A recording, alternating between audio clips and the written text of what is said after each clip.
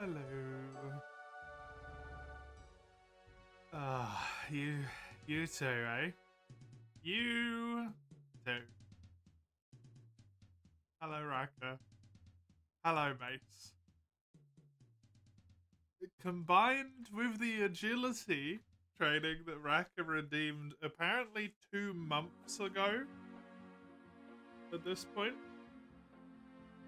that makes for an hour and a half of agility.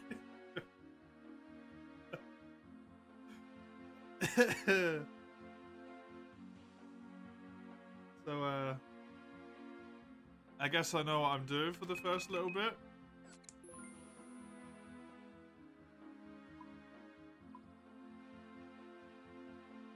I guess I know what I'm doing.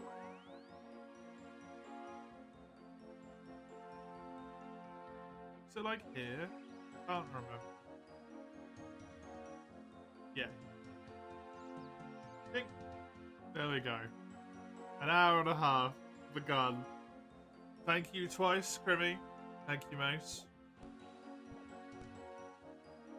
I appreciate it. This is good, because I know this, and I don't have to think.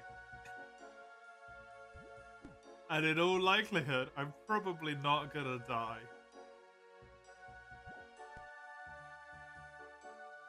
And it's probably gonna be a very nice experience. Why does it still have other stats? It's really weird. Reset all around. Let's reset.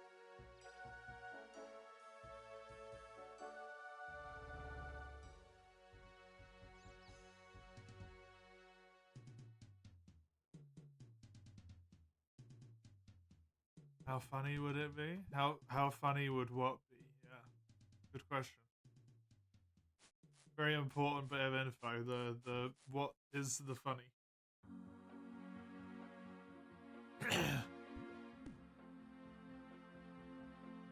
I'm assuming Mace is thinking along the lines of if it was just 4 hours of agility.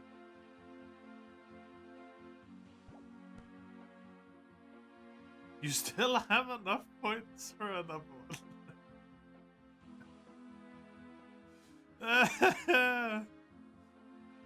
The naive hope I had earlier today,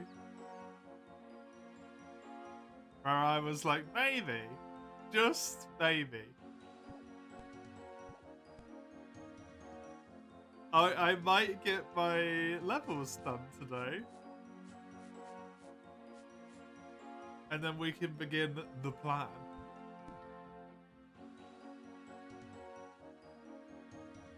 But it doesn't seem like that's gonna happen. It does not seem like that is gonna happen here. Twas incredibly naive. Hello, Gando. How are you? Welcome, welcome.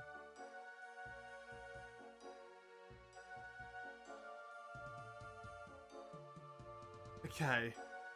Looking at my little sheety sheet. What was I doing?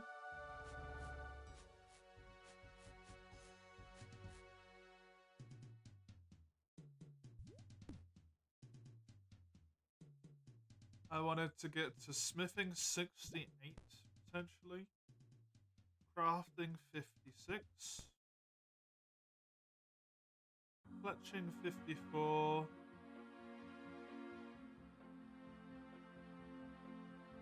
Woodcut 50, fire making 40, and farming 30. Well, farming's not that far off, which is good. Fire cut will happen really quick. Considering considering I need to get the other stuff up, that won't be too much of a problem in terms of the because fletching's got to go up. And to fletch you need to woodcut, and also to fire make you need to woodcut, so I think that's handy. I don't think that's going to be too much of a problem. Why do you hate me? Back to RuneScape, you see? Yeah. Which I'm very happy about. because I, you know, load it up before the stream begins. I was just logging into the client, the music started playing, and I was like, yep, yep, that's the good shit. Right there. That's it. The happy juice. We grinding? We grinding. We running around in circles. The most riveting of all grinds. You just go until you're done. But it feels great because it means that my run recharges quicker every single time it happens. That makes me feel good inside. And the numbers go up. We like it when the numbers go up. Hello, Hedgie. Hello, wife. How are you both? You have enough for 18. How many points do you have?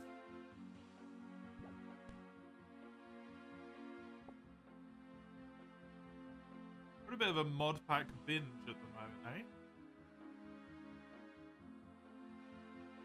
You have 138,000. Oh.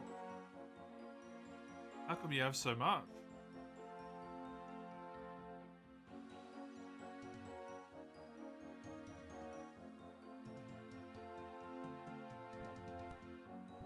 We just had a month full of shit that could have been redeemed with points. Just didn't do it.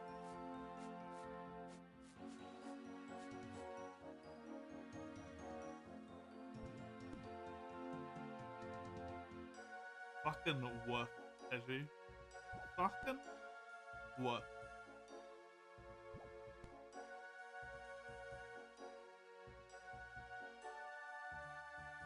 You know what I kind of want to do right now? Other than play RuneScape, I kind of want to play Fire Emblem Engage.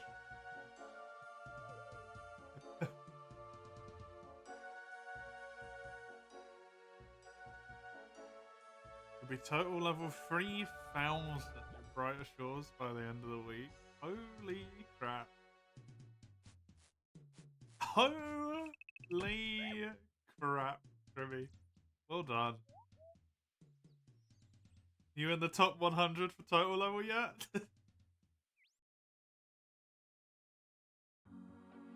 I know you were headed in that vague direction. You're 112! So close!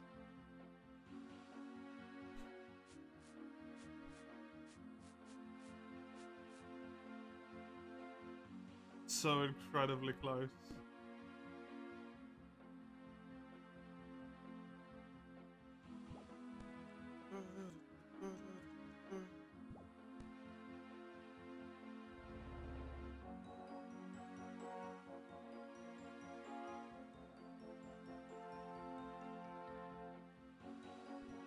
I feel like there was a shortcut that I really wanted that was soonish. Is it the Stepping Stones in the Necropolis one? I think it might be, potentially.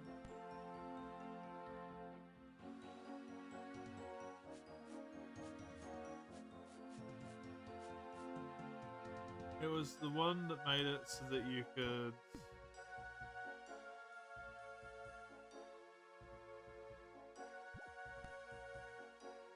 go into Mauritania without the pain in the ass.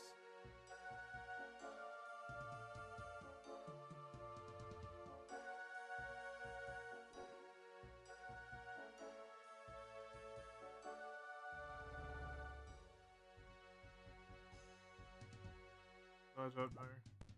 I don't know which one it is.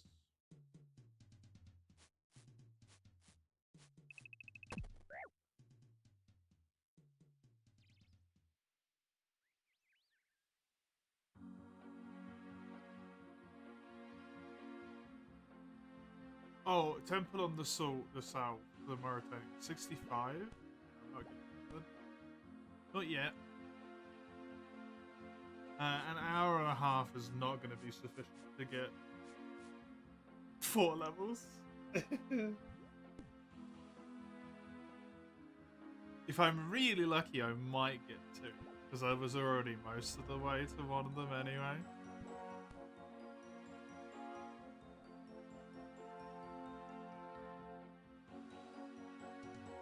Problem is every so often you come across big gaps between ranks. Like suddenly two people are 25 to 30 levels apart. Yeah. How far above yourself can you see normally? It's like 10 places or something, right?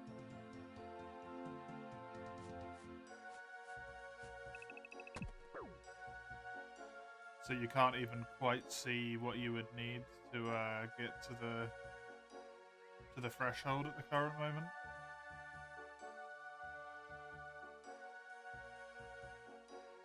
The mod pack you're playing isn't finished.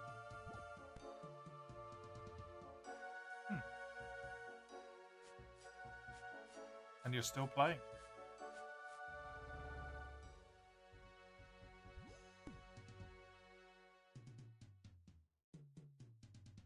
Only the first third of the book. Jesus. That is not a lot of the grand total.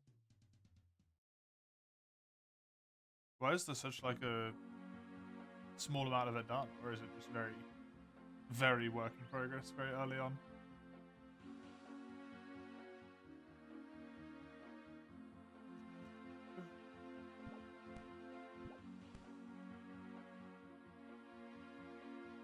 This is going to be great for my marks. I'm going to have shit like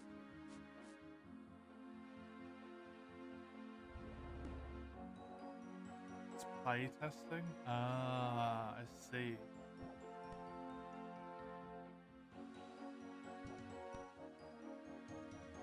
Why'd you go for that one instead of a completed one? Out of interest.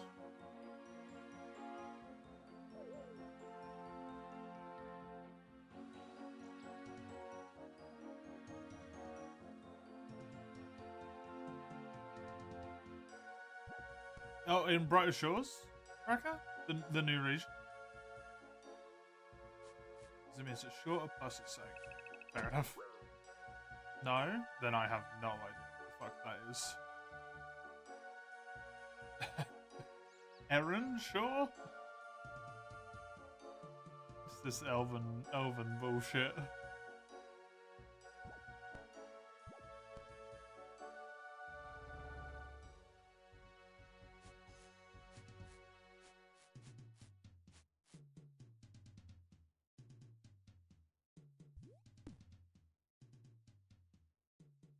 Game. It's a single-player MMO with simulated players. Huh?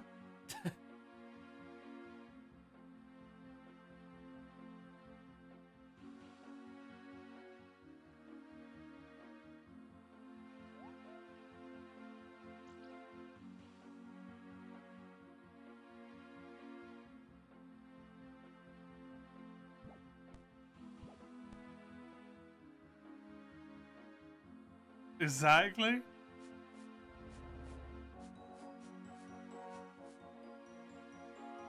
It looks so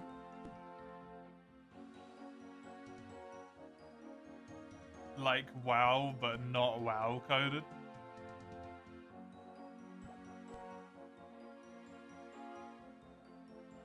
Like there's an art style they're trying to almost emulate, but not quite.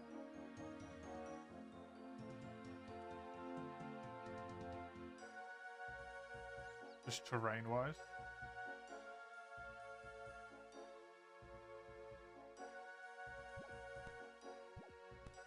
What?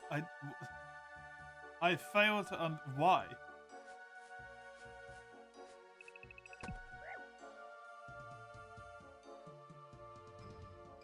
This is a...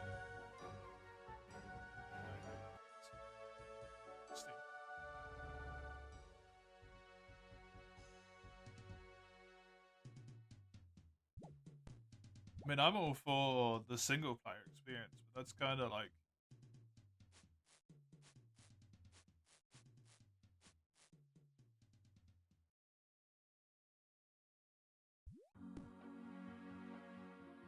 It's kind of,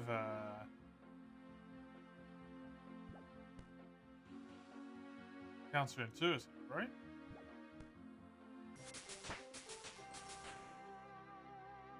62 agility. 34,000 more experience till I get my next agility level. I mean, hey ho, I guess. If that's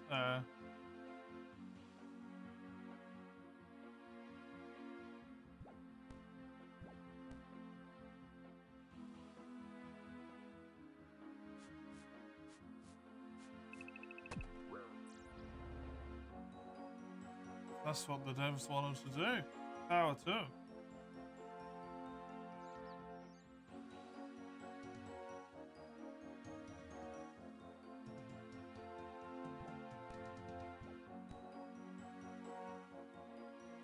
Of the 165 reviews, which is really not very many.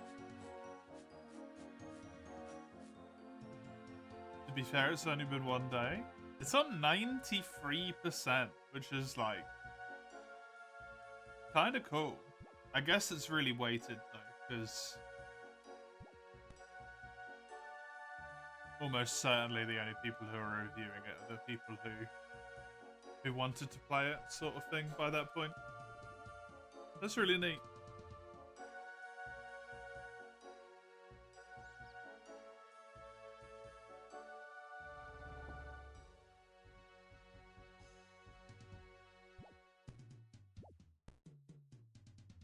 A single-player MMORPG. It's just an RPG.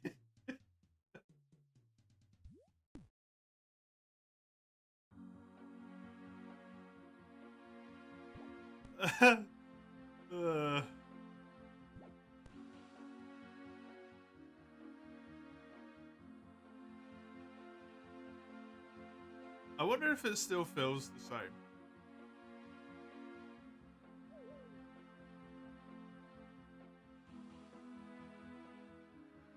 Because there's a very distinctly unique feeling, right?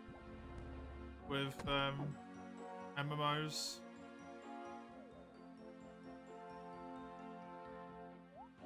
When you see people chatting away in the chat boxes and stuff.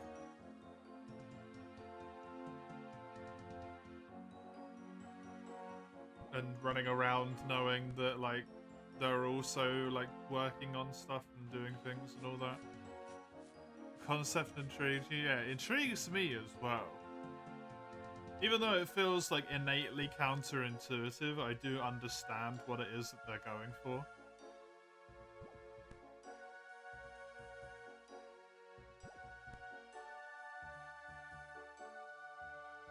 Even if it upsets my brain. Because it can't be an MMO if it's not other people.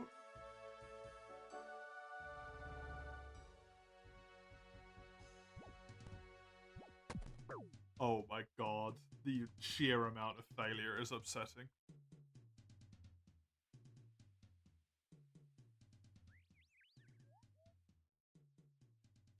Friggin' die.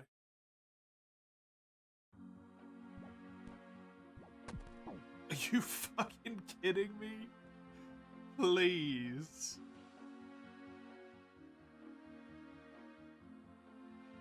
I should get another level, by the way.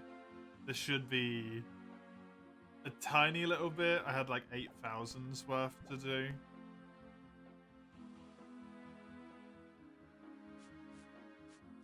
And then 33 for another level.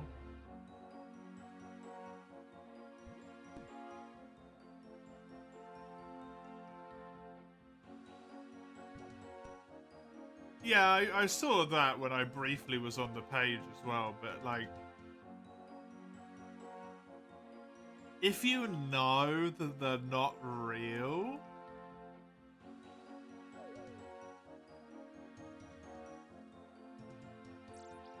does it like feel the same, you know? Yeah, exactly. It's got its own charm. It's such an interesting concept. It's like, you can't placebo yourself into thinking they're real players. I wonder if it kind of becomes a bit of what do you call it? Like uncanny valley almost.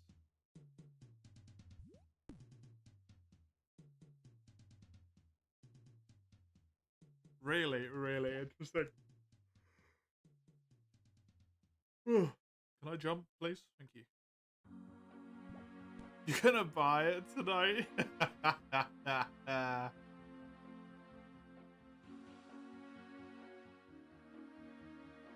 It'd be really funny if that hard pulled you away from brighter shores. Just never go back. Done with brighter shores forever. Oopsie. It's that game forever now.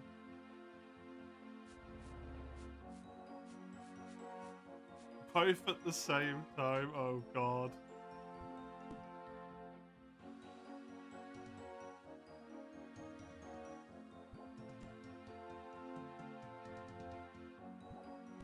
Reminds me of the time where you said that people have like multiple clients of RuneScape and Brighter Shores open at the same time and are doing like different things with them.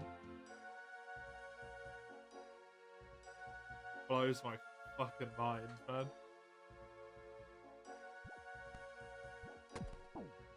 Ugh.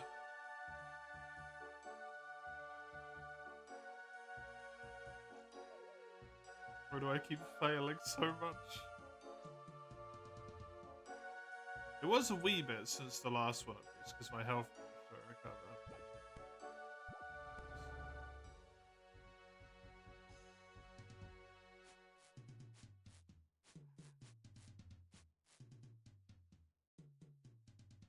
I failed so many times in a row.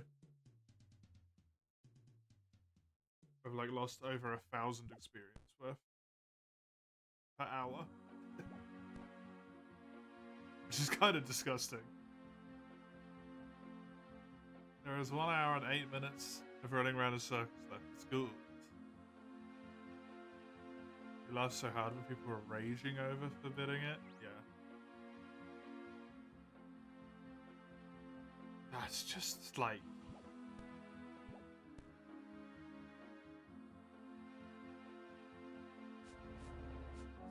I don't get it.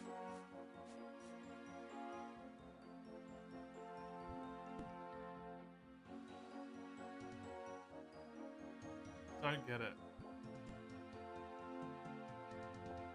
It feels like you, at that point, have a problem, you know?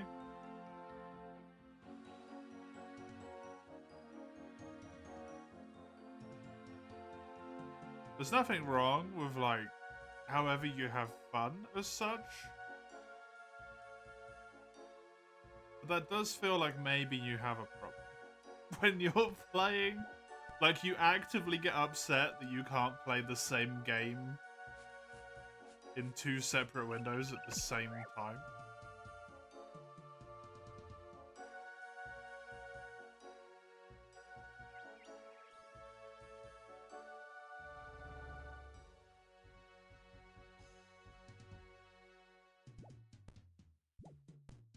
It's like a weird mixture of, it's the only thing you have fun with, but also it's not engaging enough for you at the same time. Somehow.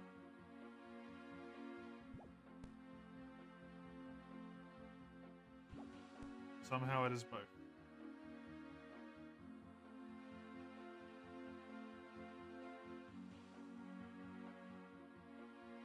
There's still people who play Brighter Shores and Old School at the same time.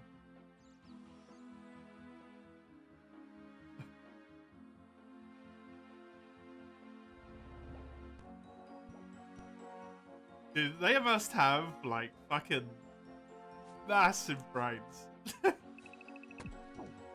I know neither game is necessarily, like, super complex. And there's a lot of tasks that you can essentially, like, do while pseudo AFK. But to process just the like information from two separate games at the same time and try and use that in a way that's like effective is crazy.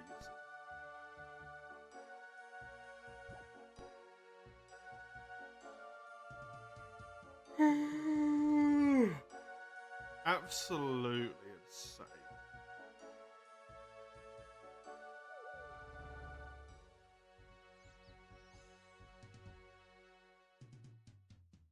Old school Runescape definitely has more pseudo AFKs than Bright Shores in your opinion. I mean, the combat in this game is big time that, right? If you're fighting something that's got, like, if you're at my level and you fight something that's got like 40-ish health, in all likelihood, you're not gonna die to it, but you can also almost certainly go AFK for like a full minute. Because your input is not needed.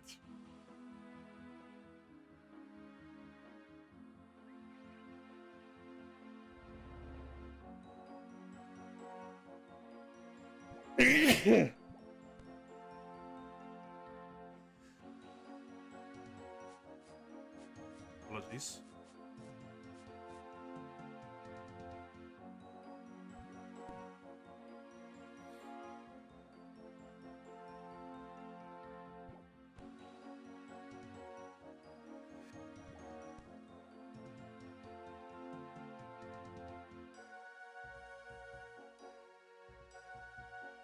God, spring's so good, man.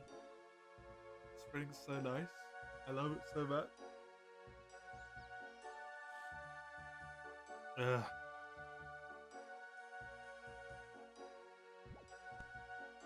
There's also a lot of stuff like even the tree cutting, right? You just kind of in because that's directly comparable between the two games. In this one, you just click on the tree and you're kind of done until the tree is not working anymore. Which after the first slot is usually a decent few branches at least. Whereas in Brighter Shores, you've got like a little chain you have to do, right? There's a decently high chunk of inputs that go into that. It's not just a one and done sort of thing.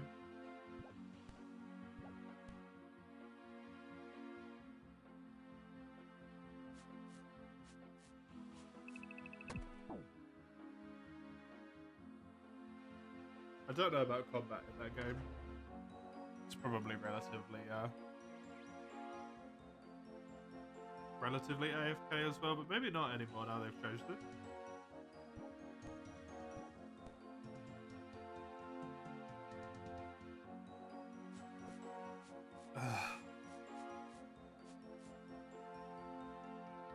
You know what is real nice though?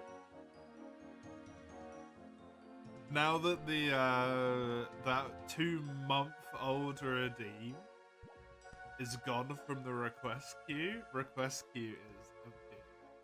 Away. It was really annoying me that was in there the whole time. It's gone.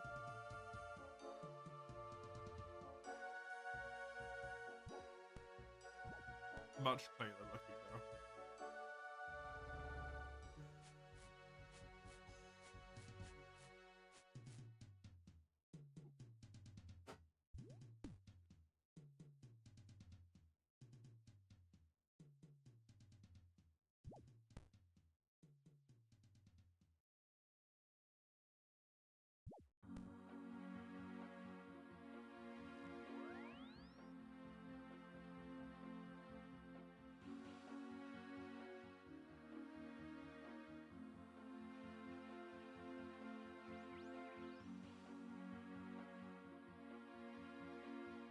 God, hay fever.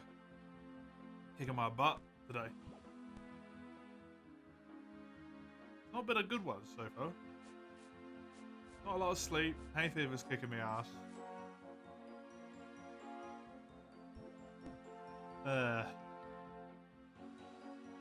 At least I get Runescape for you. That's the good stuff. That is the good stuff.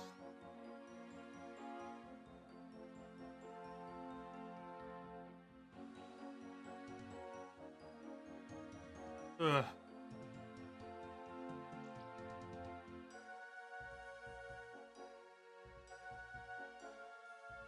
Speaking of boy,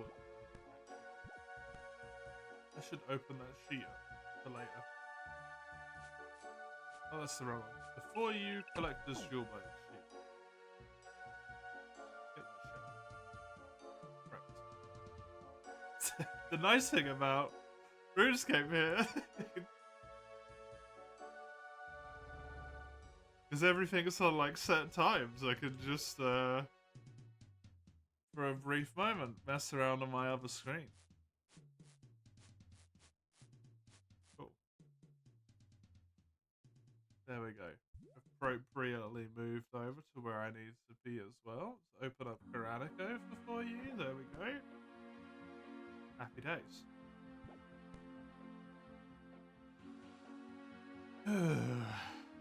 Jesus. That's all that. Open up my notes once more for this game.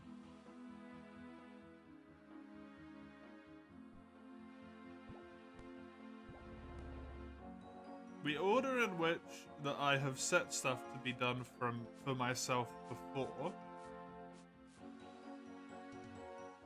was to get fire making 40 first, and then fletching and farming to be done. Farming of which I'm already relatively close to. Just need those 3 more levels. Then to do my Varrock diary. Is fletching a requirement for that? It says... Oh no, I'm to do fletching and farming until I get to woodcut 50, farming 30. I see. So I need woodcut 50 in order to do the rest of the diary. Then I do the diary.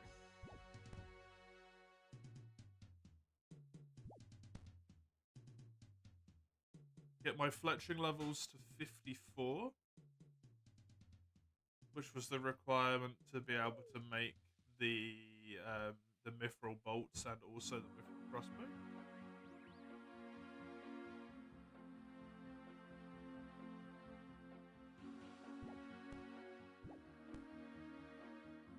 Get my crafting to 56 in order to make the full snake armor, which is hopefully the type of armor that I want it to be when I get there. And hopefully what has happened in the background during that time, during after stream moments, because whenever I play this game on stream, I've never had enough of it for that day. So usually after the stream, I just do a shitload of mining, since that's really relatively boring to do on stream as well.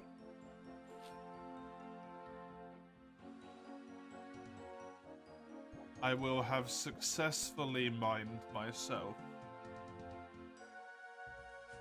the 8,000 coal and the 2,000 mithril that I need.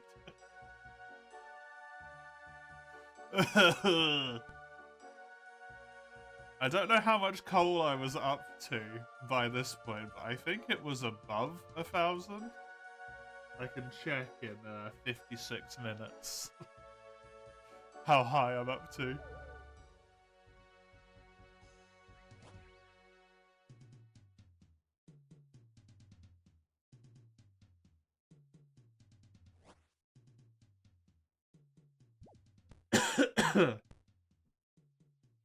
And hopefully that will be good enough in order to just making all of the mithril itself.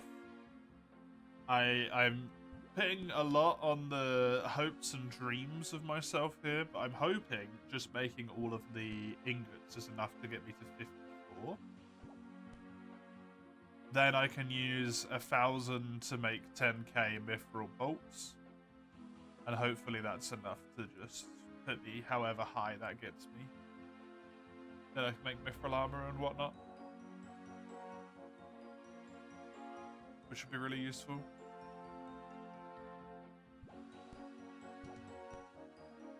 I need to do 2 separate quests. And to do one of those quests, I need to do a quest, so I need to do 3 quests. It all seems so simple, just looking at it right now. I'm like, this doesn't seem that bad. But it probably is, huh?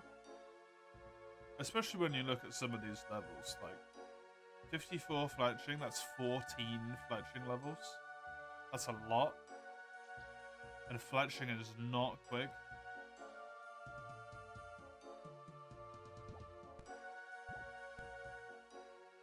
And I can't even do maple here yet.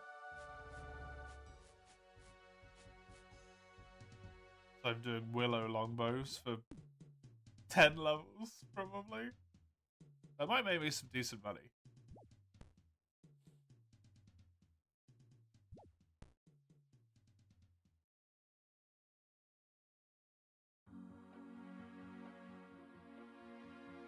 Considering that's going to be a long time.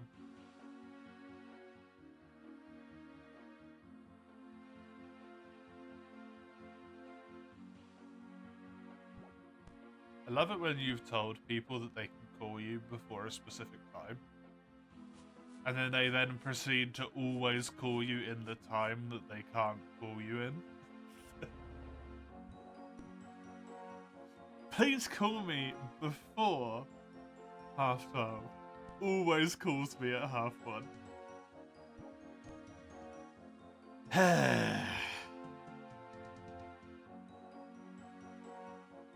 Very annoying. I think... Do I use the arrow shafts? I do still use the arrow shafts, right? Just put a different tip on them.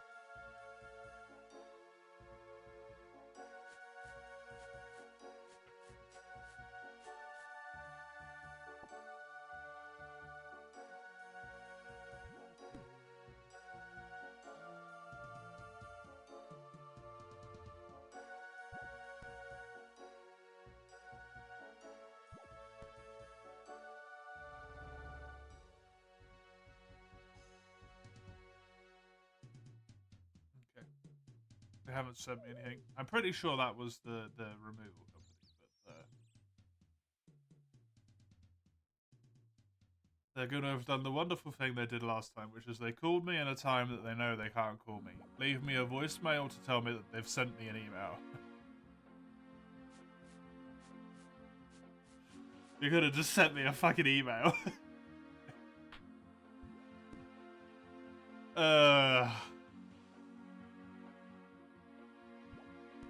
Moving is a pain in the ass.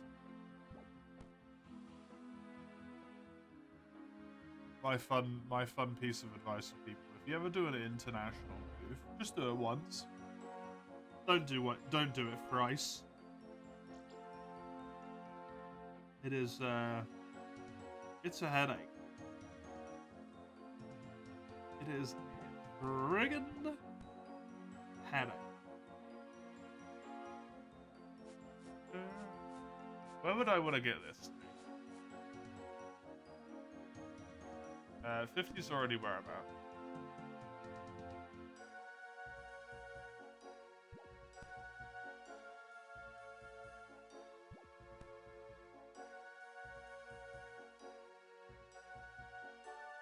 Oh shit, wait, what? You make the crossbow bolts?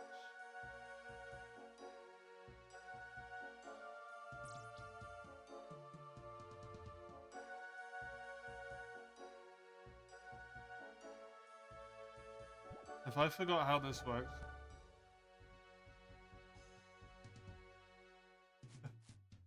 think I might. I stopped playing the game for a brief moment and now I have no idea how anything works. Well, no, you just make the bolts and then you put like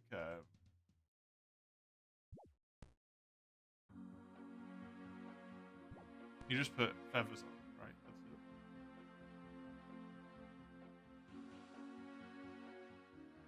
And you're done.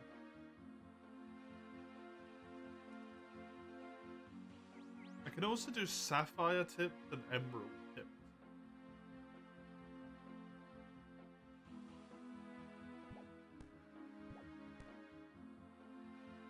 But I don't think I have any way to shenanigan that one.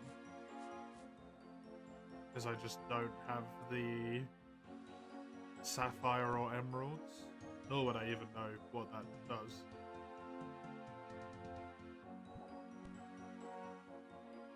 Mithril grapple tipped bolts.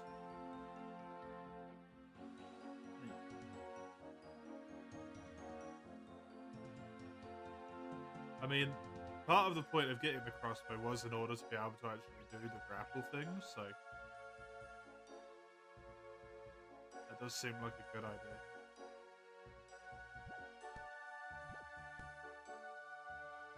It's a shame that it was like a lot higher in the level, right? 5 extra levels.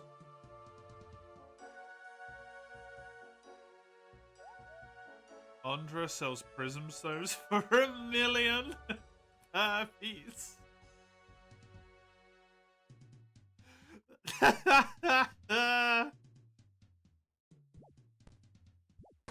Dude, Andre's a genius. He understands that if you're like, hey, it's shiny and it's worth a lot of money, people are gonna be like, oh shit, dude.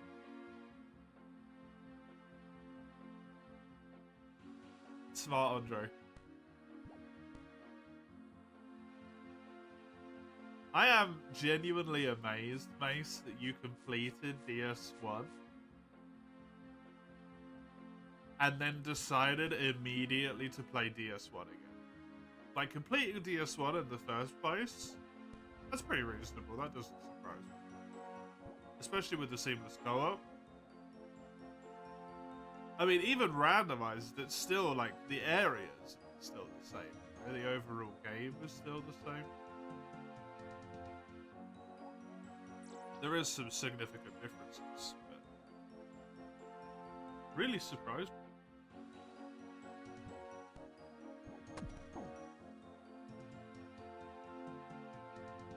The only area you don't do is Crystal Cave. You enable private. Why is that? It's so easy. Just buy the stones from Andre for $1 million apiece.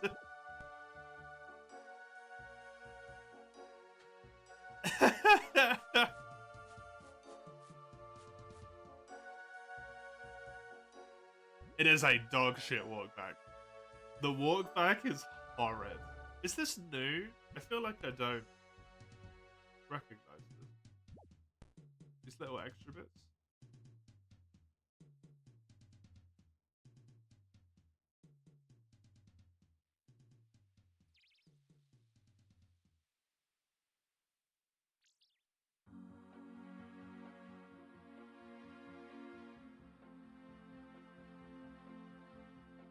You couldn't tell what was what though.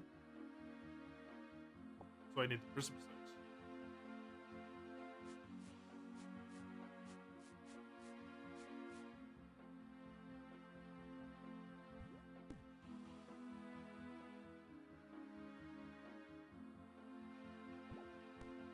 That run back is very, very bad though.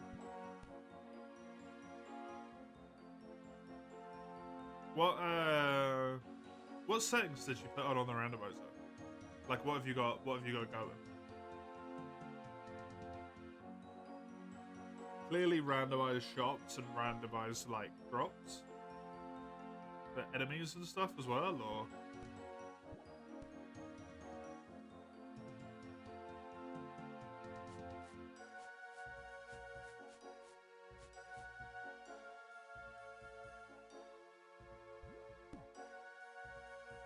discuss the items. Key items or not?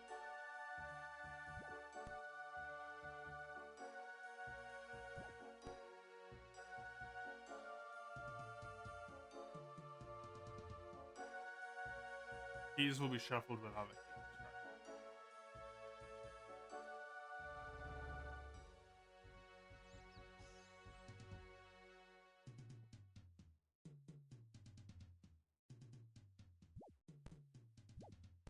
Gotta do that early pinwheel kill then. The doll gave you the key to the seal.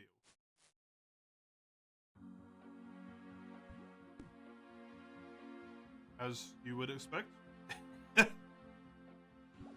Completely normal. Crystal Cave is the first thing you saw relating to. Really? That's such a weird area to see first. How on earth did that come about?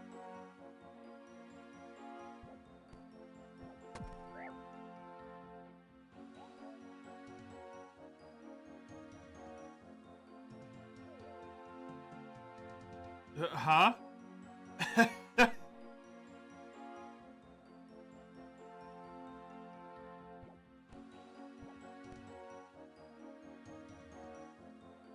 History teacher in middle school was a gamer? Was he just playing Dark Souls? Talking about rough games and jank? And he pulled up the Crystal Cave in Dark Souls 1. Fair enough. That does make logical sense.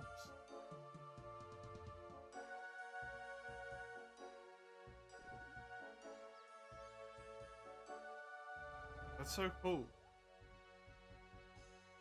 Especially back then as well, when it would have still been a little bit like less commonly accepted and a little bit more stigmatized. That's really, really neat.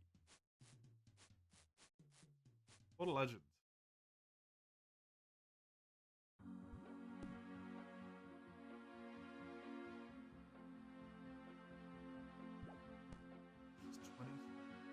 Oh god, you're so young. Oh. Fucking Christ. You're disgusting.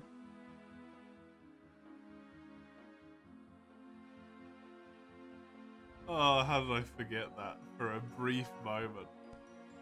That's ludicrous. Absolutely ludicrous.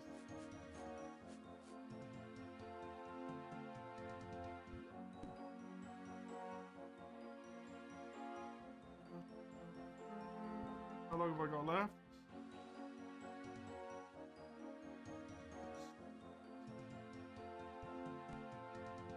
"42 minutes.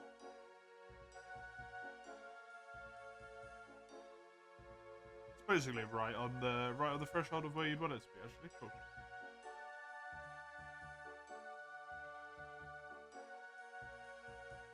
And I'm definitely good on the level up as well. Yeah. Spirit's gone back up, I assume. Yeah, 90. 39.4k, not 39.5k. When I get the boost at the end, probably. That's pretty good. That is pretty good. Yeah, it's that big chunk at the end that boosts it by a lot.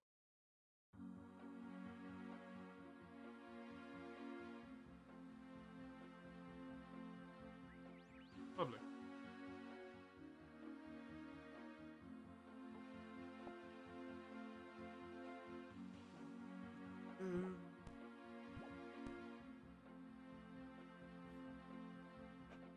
It's pretty cool, yeah.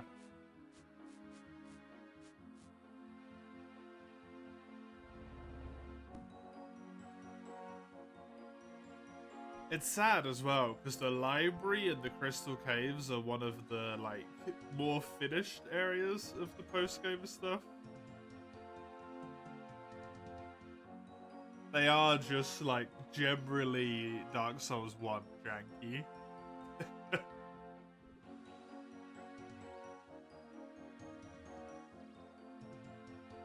Is all.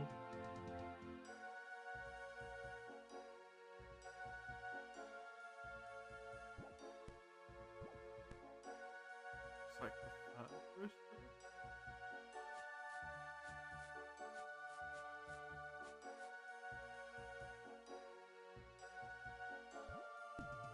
Isolith's the worst. I think everyone can agree on that. There's no real contention.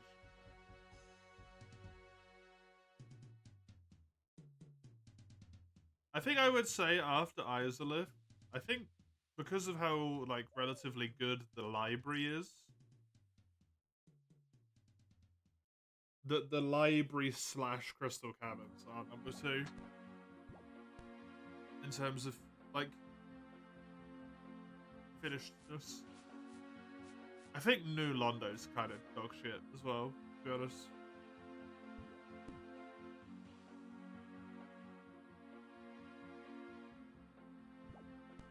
Yeah, the library is good.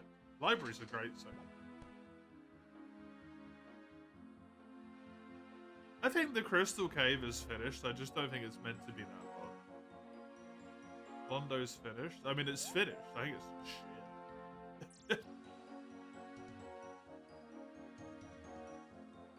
I think that's true with the Crystal Cave as well. I think it's finished. I think it just sucks.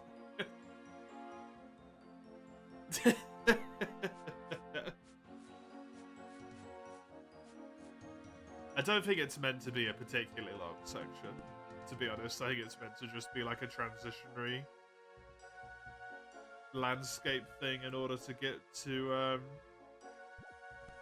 like the logic for Thief's Cave.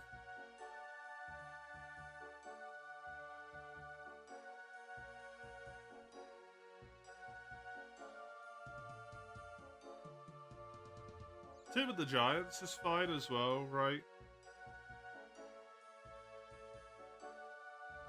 In terms of like, it's not horrendously unfinished. It's just kind of a miserable area because it's pitch black. And that doesn't tend to be wonderfully enjoyable.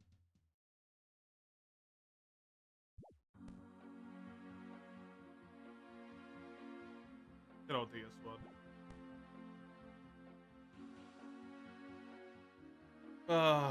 DS1. Dude, it's such a good game. Right up until you have to do anything afterwards.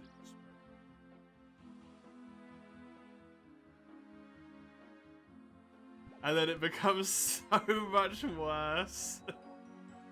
The library's great. Though the Crystal Cave's just like super annoying. Isolith's a shithole.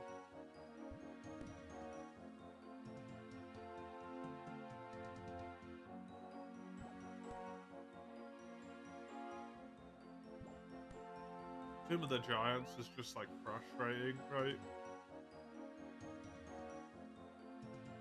Because you got no light.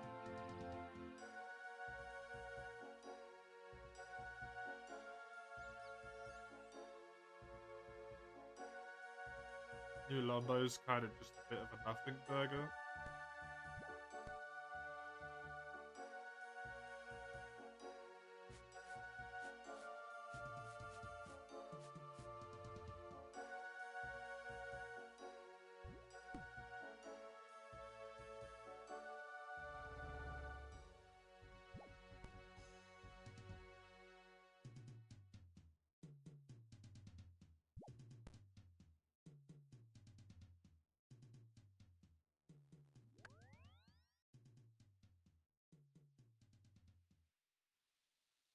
Good game. I feel like it's one of those games that it kind of has that weird, like, it thrives because you can see that it had a lot of love but just couldn't get finished. Similar to Dragon's Dogma 1 as well.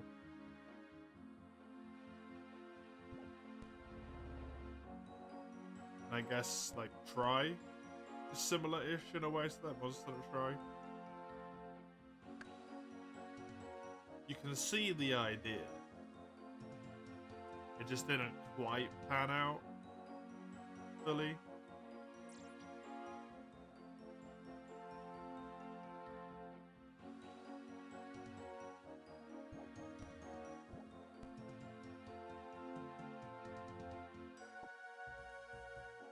To be fair, almost something before, like, World feels a little bit like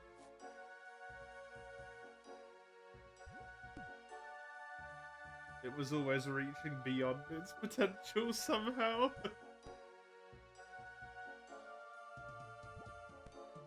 They were breaking the logic.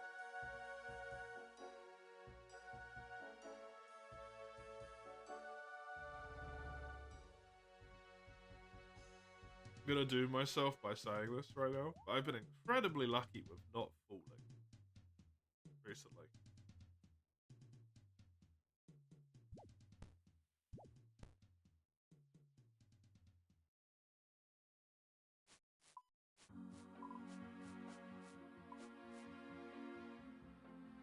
Trying to remember my logic for getting around with my farming right now. But it was do the one down in Ardoin, run over to the one in Casterby, run to the one in Falador. It's not that hard.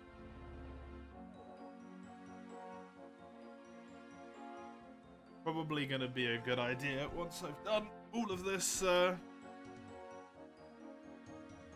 glorious running around in circles to do one of those, essentially. Do myself the little farming trip.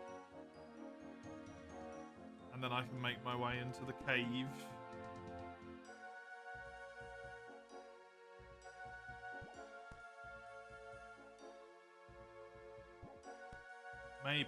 Maybe, if I am lucky, finish this up. It would make me feel great about myself.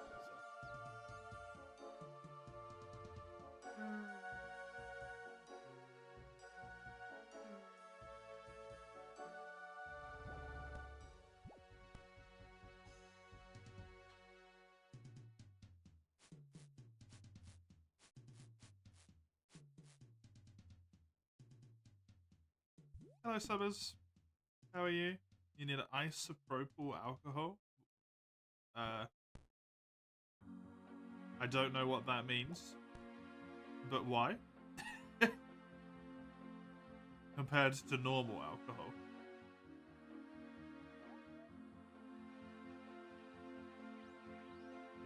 You really like how you never got the Uchi and DS3 randos when Uchi was your jam?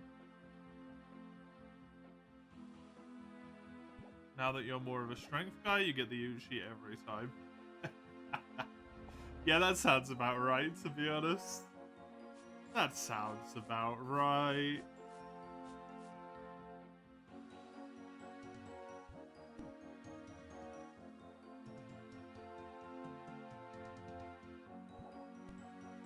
They lied when they said Uchi's the best. Is they you?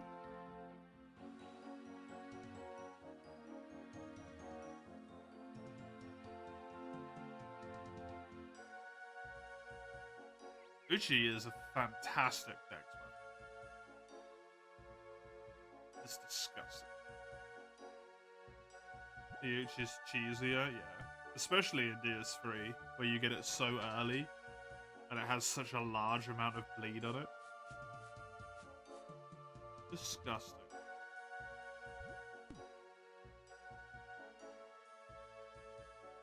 DS1 also has it early.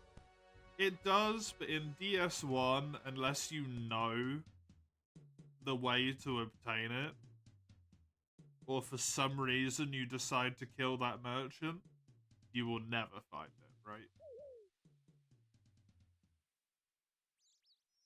DS3, you can literally have the Uchi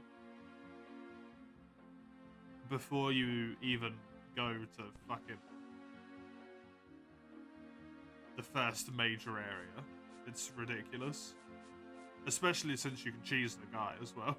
Like, really easily.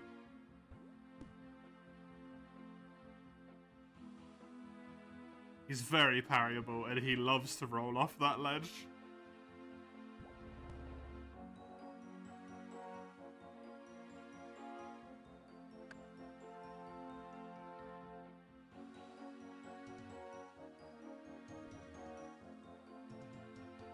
Lordran, yeah. Well, it's not, it's Lothric, right? Lordran is DS1. Lordran, then Drang Lake, and then Lothric.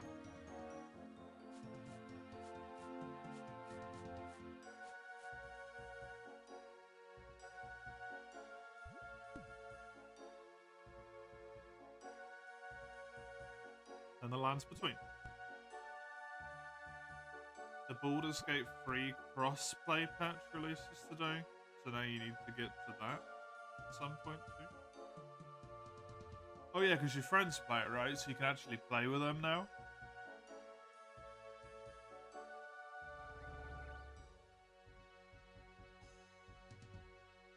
How does that shit work in multi? Because presumably you don't have your party members anymore, right? Like the NPCs.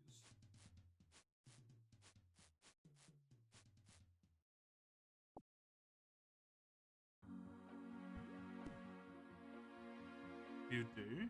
Do they just not take part in combat? Or is combat just borked as fuck? They do? Okay, combat's just borked as fuck. If you have like 4 player characters and also God knows how many NPCs. That's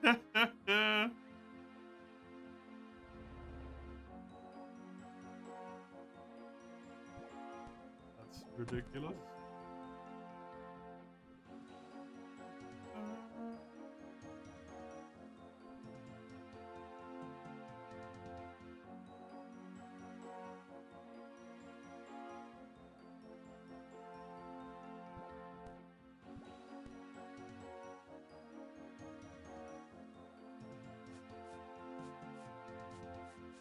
Maybe you'll give a shit about it then. Who knows? You have 4 party members, Maximus. Oh, maximum NPCs and players. Okay, so yeah, what I said before. If you've got a squad of 4, the NPCs don't join you in combat.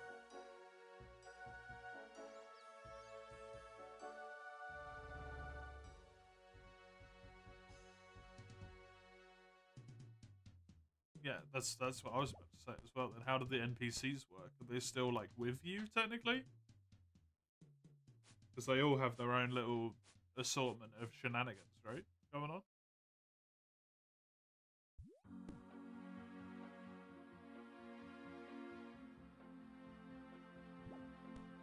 As far as you're aware, no. Interesting. To be fair, if you're playing with other people, I suppose you're not really,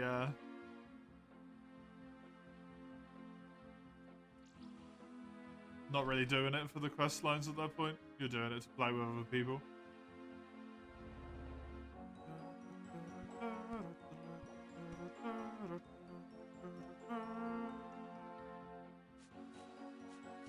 Playing with 4, now say goodbye to the best character.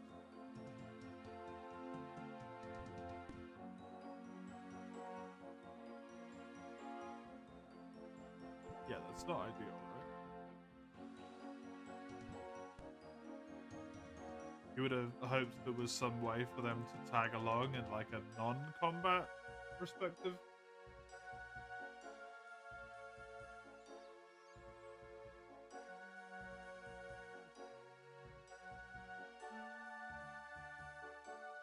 You can always mod the game. I mean, most can't because it's on console, right? Unless they've enabled console mods. Wait, wasn't there a console mods for... They actually did that, right? They actually made that work, which is kind of cool.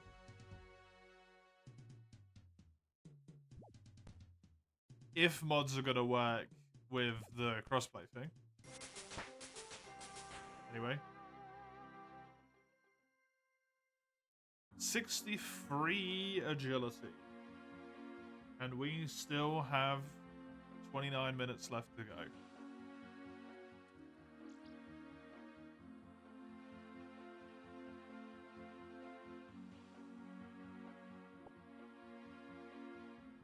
As long as everyone joining has the exact same selections of mods, it should. Cool.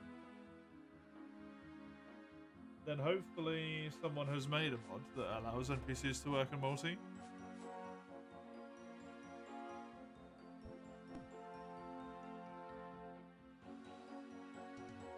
You deal double damage, combat doesn't take an age anymore.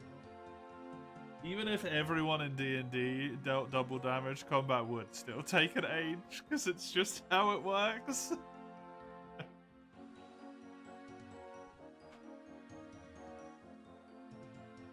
That's just that. That's just that. You can make the damage like times a million.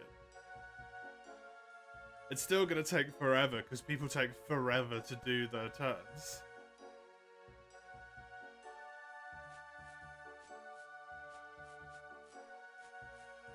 It's just gonna have a lot more player death.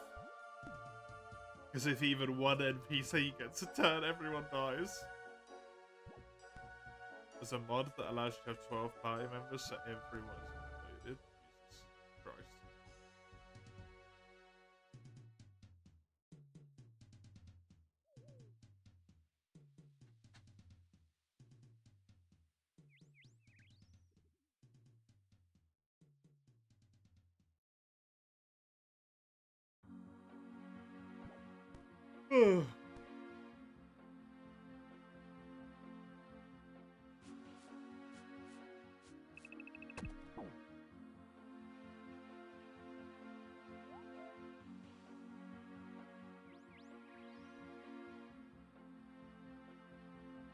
Breath of the Wild news? You want to play it? What do you mean Breath of the Wild news? Or just like it running on the new one? It's like, how could there be news about Breath of the Wild at this point? It's like fucking 10 years old.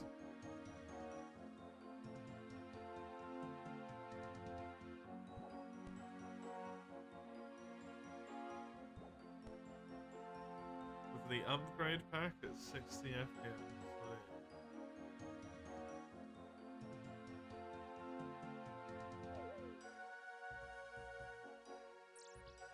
Does that even matter? Does that look...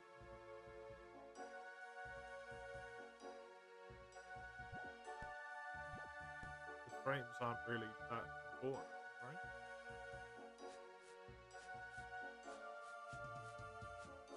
right? Uh-huh. Yeah, sure.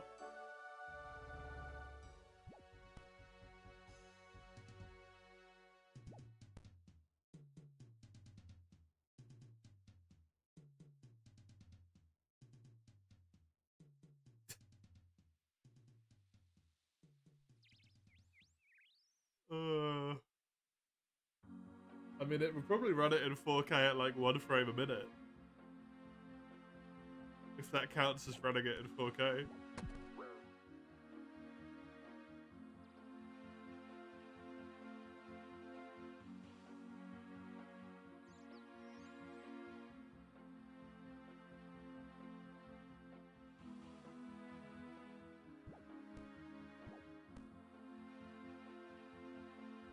I wonder how much fucking work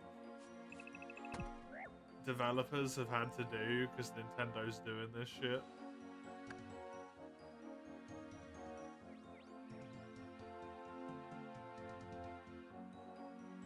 To games that they're just like, they thought they were done with and never had to go back to. And then Nintendo's just like, hey!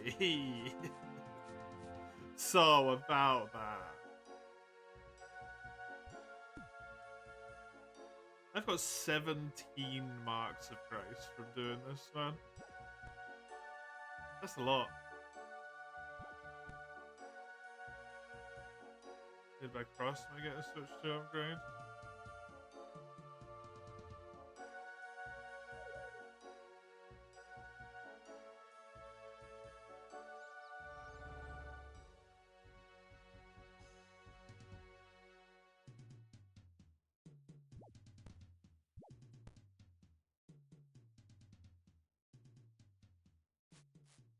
How many people are going to buy these?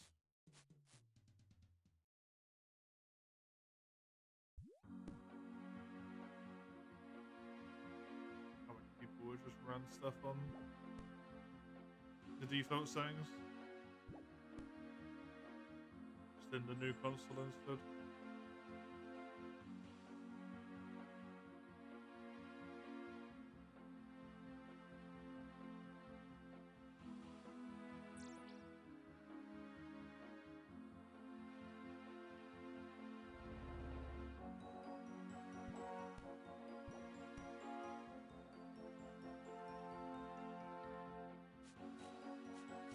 Why does it still say 29 minutes? Okay, it's 19 minutes. It had not updated. That seems a lot more reasonable. It's like, no way. I just looked. I swear I've done tons of laps. Just hadn't even been a full minute, like, oh.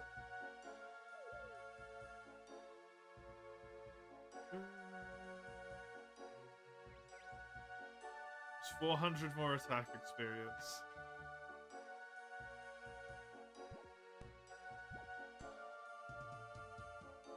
And then, like, what? 7,000 strength XP? If I can manage all of that, then I'll be done with my arbitrary level 40 combats as well.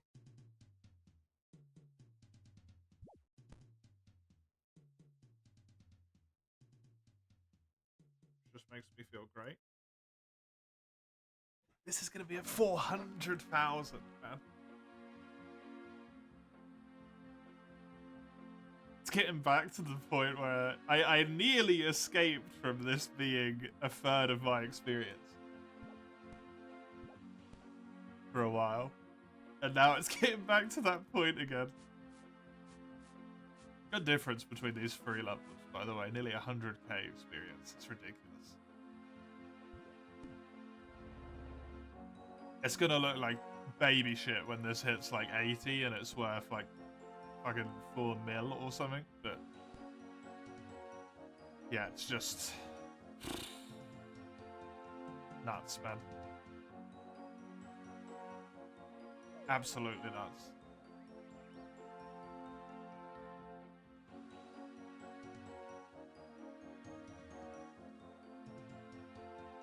It's not really something I've thought about.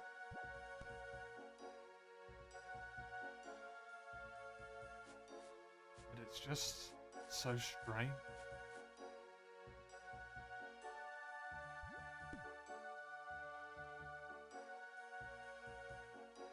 That's just how this works.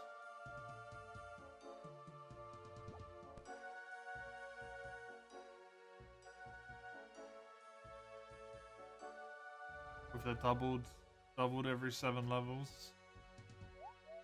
That they can now be like 3 levels away from each other, but are a third of their experience away from each other, functionally.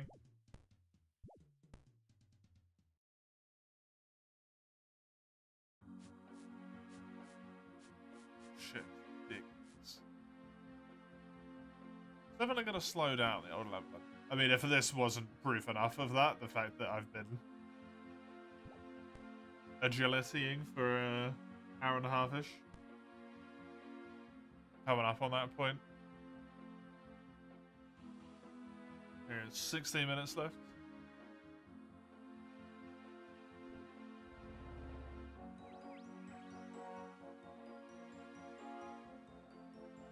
I'm gonna like functionally manage to get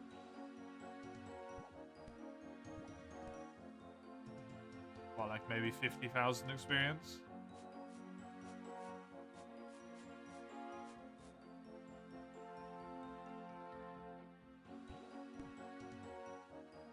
Which isn't even 2 levels worth.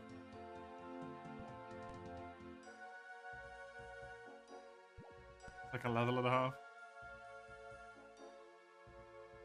Oh god. Oh god. Where do I even go with this once I'm done with once I'm done with this course? It's not gonna be for a long time, but oh yeah, it was in the desert, wasn't it? Very cool.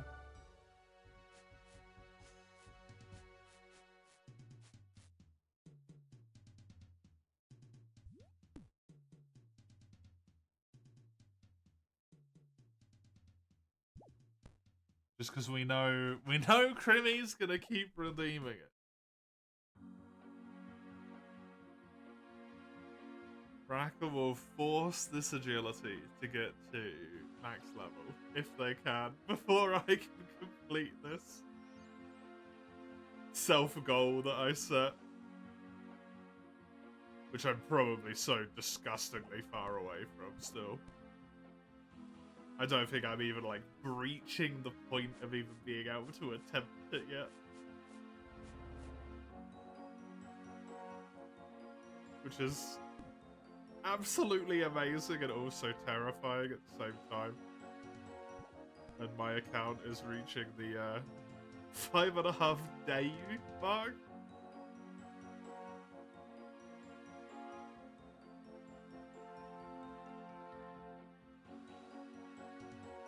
Shit is wild, man.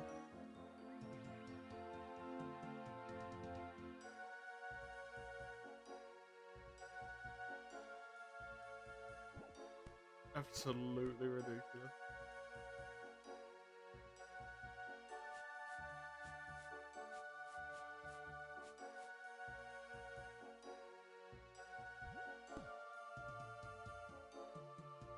It seems like I've already got a decent chunk of these done.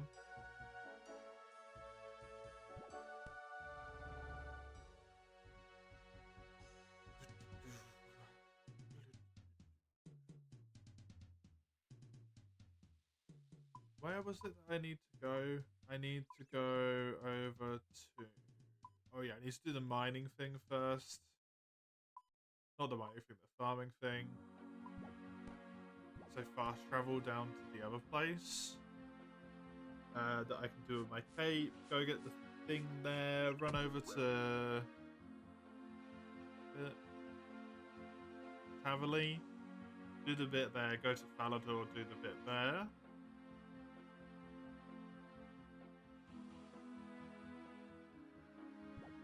Then nice and simple. So I'm already at Falador. Go over to the Edgefield dungeon. Get my last tiny little levels.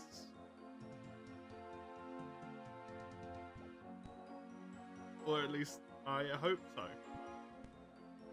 Gotta remember that I've got like strength or attack potions as well in order to hit more.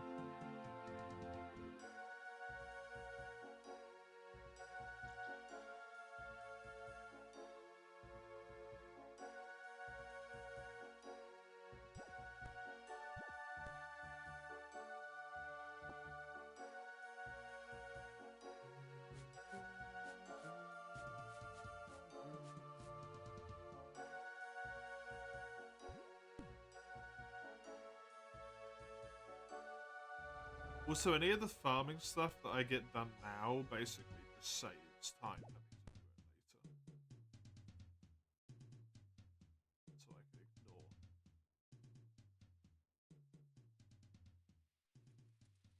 Like, stopping fletching, for example.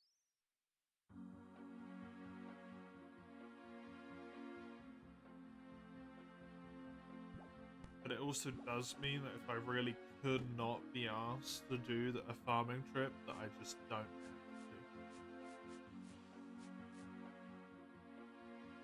to. which is good because I don't imagine there's going to be many times that I'm particularly like fuck yeah, do the farming run around.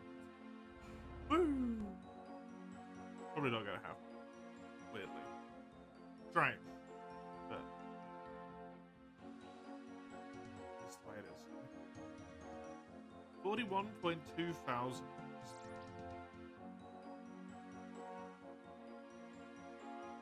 Don't know. I've got like 10 minutes left doing this. Which means, in theory, I would get close to the point where I would be able to do a level in one go, functionally.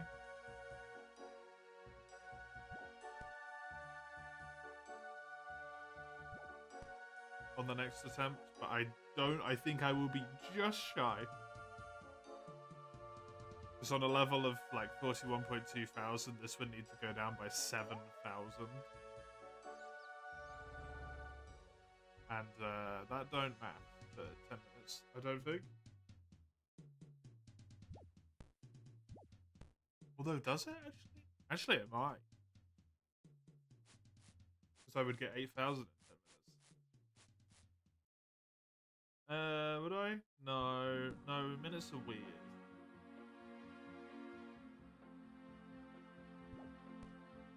Get 8,012. I think I'm just not able to get it to the next threshold. It's a shame.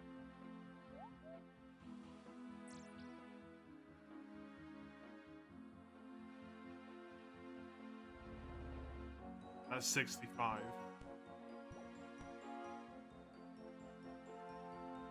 Would be really fun.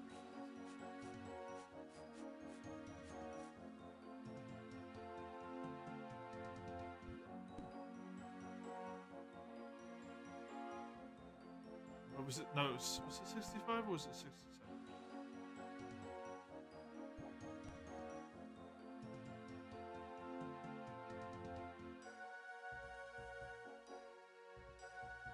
What was the set one? I don't know why I'm so bad at remembering this. 65, yeah.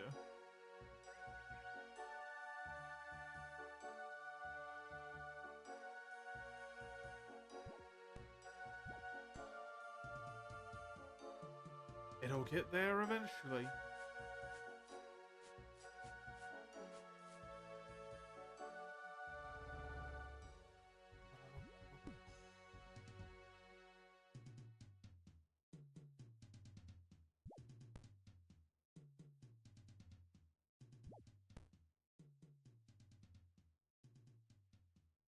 I think this was the plan before, but I don't remember. I think the idea was once I get all of the like bits and bobs that I can do at the current moment in time,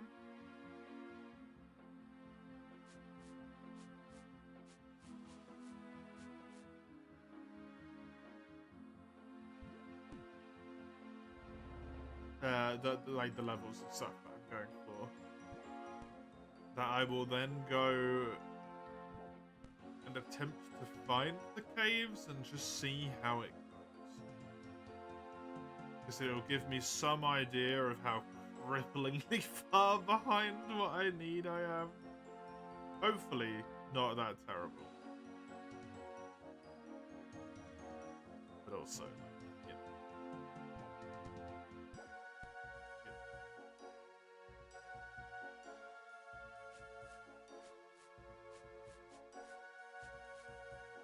I do not wish to be that naive.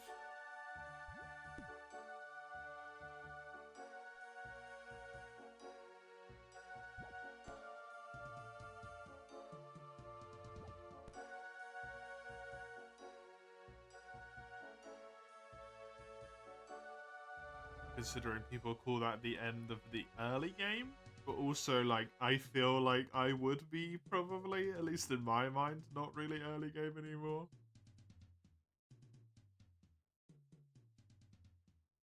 It seems like I definitely am.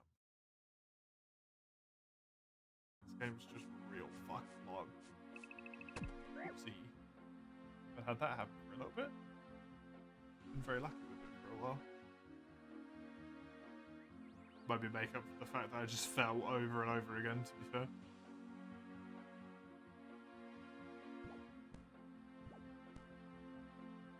So I was at 87 laps. I'm gonna do over 100 laps in one go.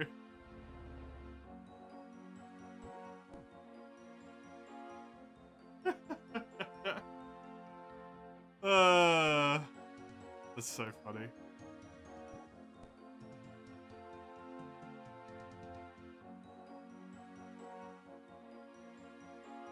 More than I had done in total before in one go.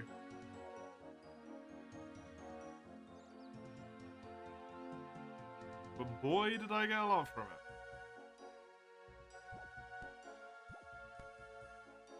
It was pretty dang good.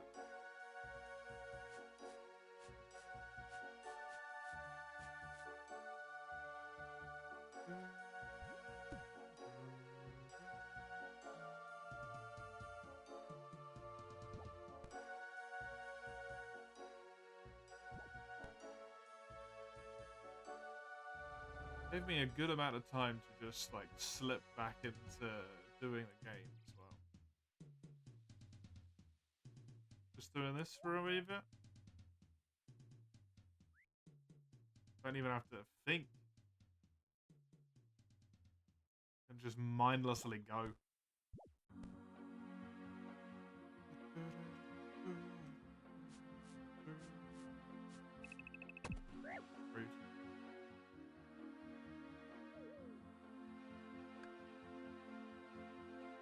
I get to look at all the other bits and bobs that I had access to this entire time. All that I was planning to do. Very handy. Oh yeah, I could get lobsters.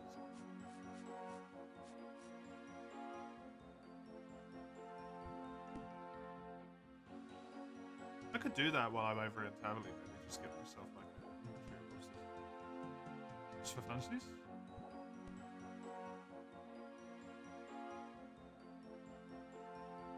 See what they're like as a food option. Because they might be pretty good. And if they're easy to catch, that's the important bit. There we go. 188, I've done more than 100 laps.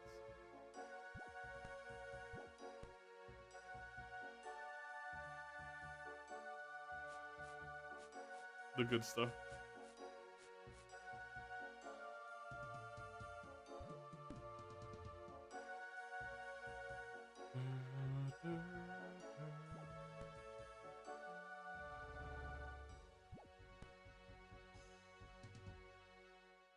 I wish I had a good way to like put the prayer up to 40 as well. Just so this would be so smooth to look at all the way down. Just 40s in the straight line.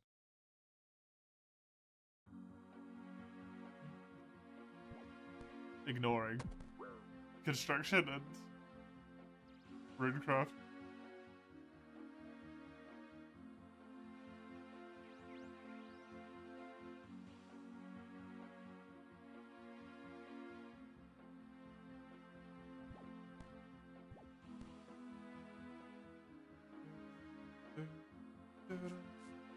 Oh, very close on a cook. Could I cook the lobsters? Oh, shoot.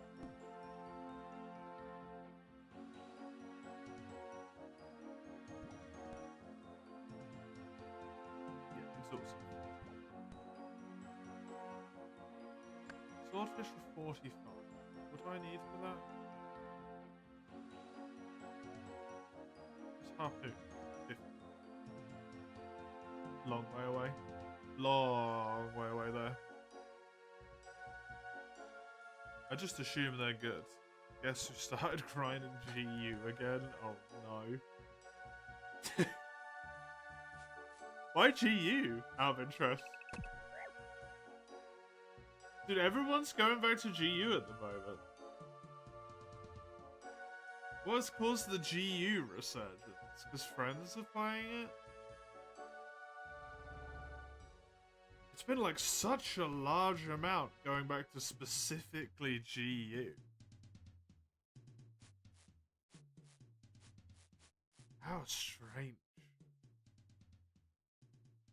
I guess it's maybe because people were like wanting the old game feeling after playing the newer one.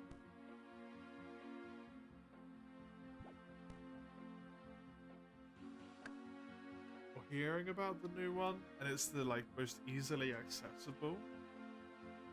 So many.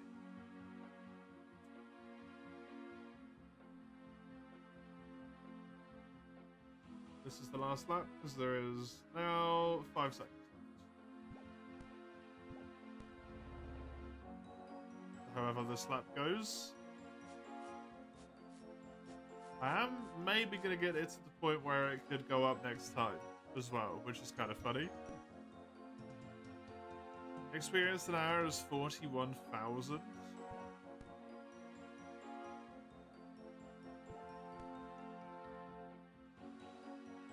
So assuming I got that rate again, that would be 20,500.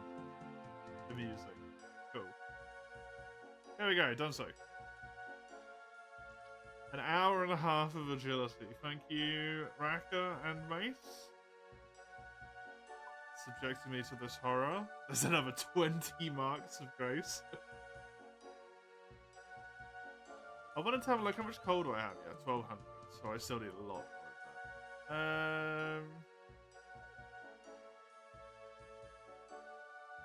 Right, yeah, the farming.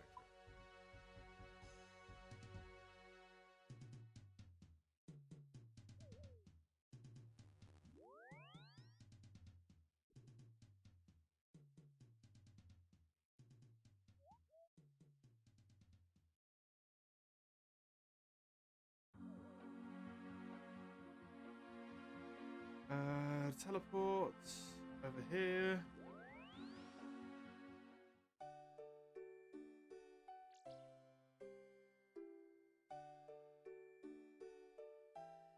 And run through this place.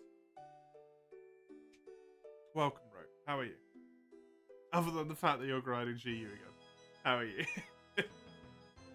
Transferred your gen save to GU so you have the higher booster. Good old Hayabusa.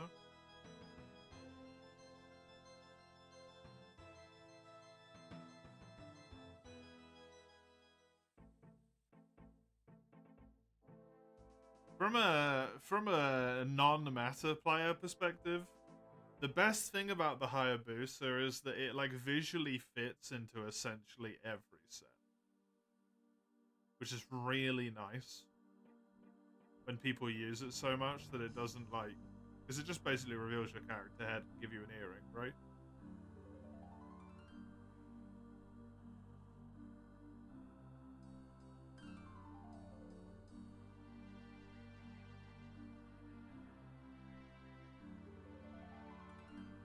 It's good.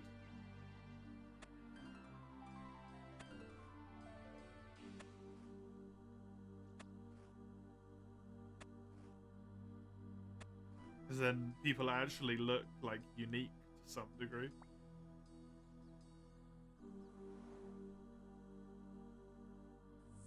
So more likely to have like unique character head models than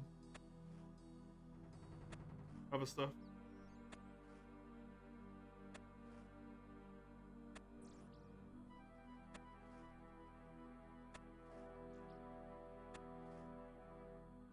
Oh. I got a lot of potats from that.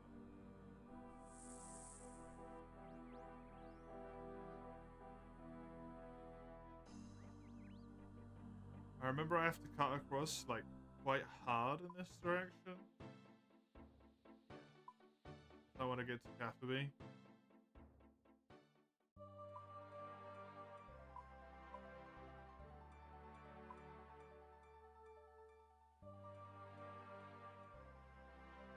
So you got 56 defense, but you usually use it for G rank gunner, makes sense.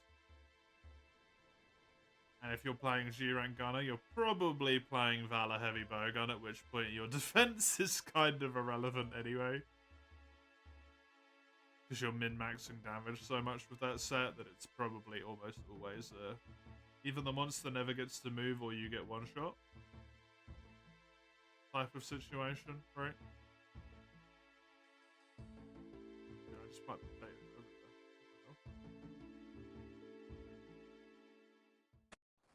Going all in on the patats.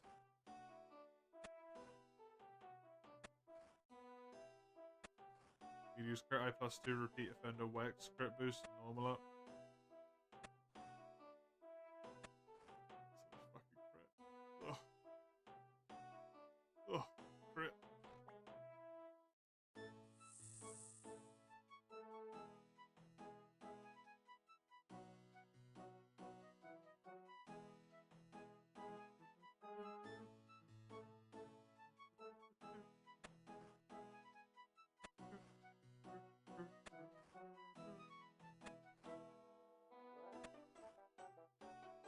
Actually get a good amount of experience. Surprising.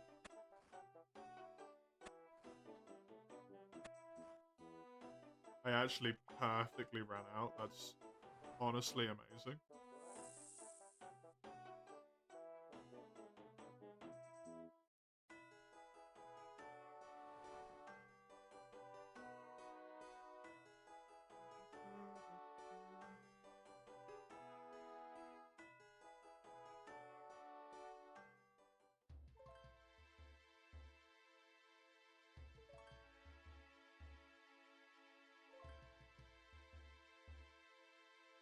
Chuck all of this away. The rest of it can stay on me.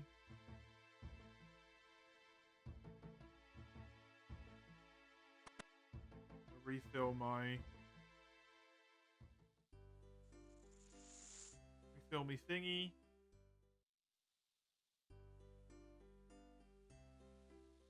And then make me way over to Hello.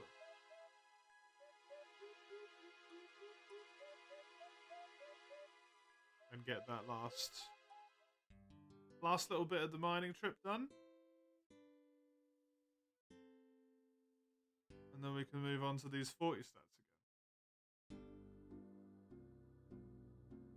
Hey Canadian. How you doing? Good to see you again. The goal? I'm still trying to hit those 40s. I am only 400 away from attack. And then 40 strength. Just trying to get as close as I can to those two.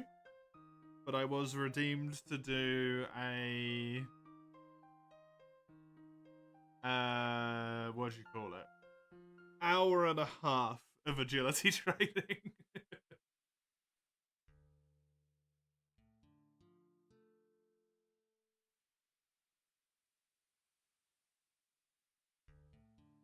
Really, level 63.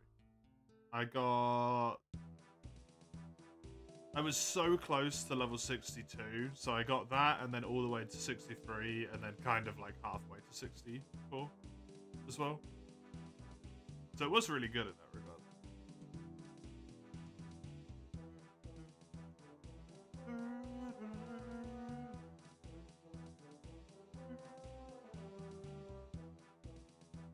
Snap, I could do Sears.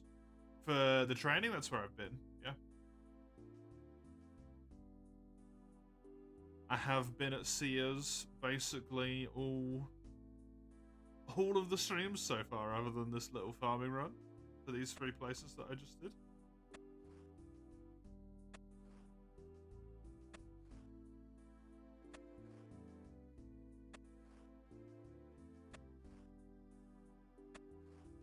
Seems like it's going to get me like roughly half of that. These 3 spots. Holy potatoes. Dude, I'm getting really lucky with the amount of stuff I'm getting from these spots.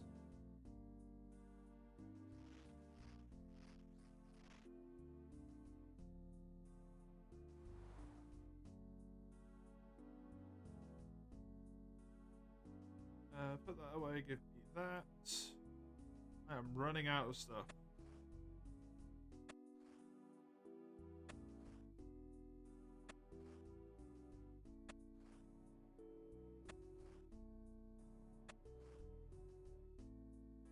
I might have to consider... I mean, I have so many more onions. How I'm gonna mess with compost here soon. Because I am running out. Let's run over here. And go and bank the rest of the seeds and the potatoes.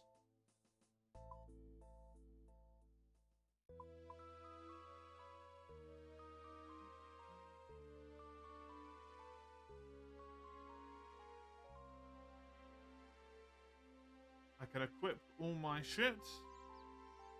Move on over. And start doing what the goal is here. At least 40 attack.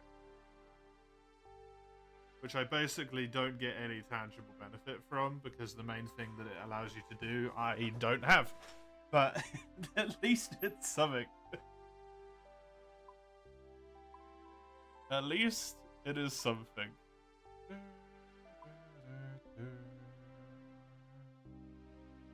I do want that brass key.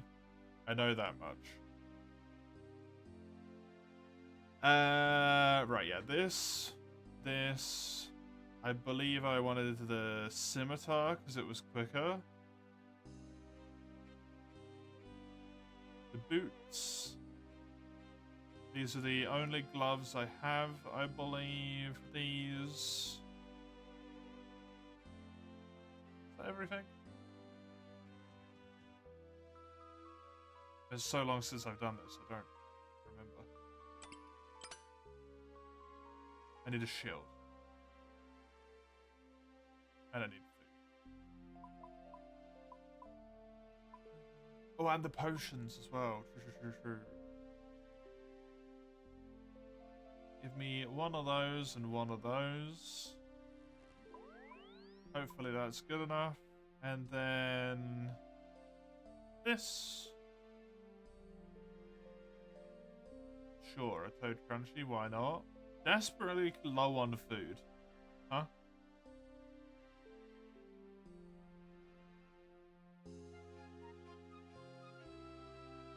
Kinda not great.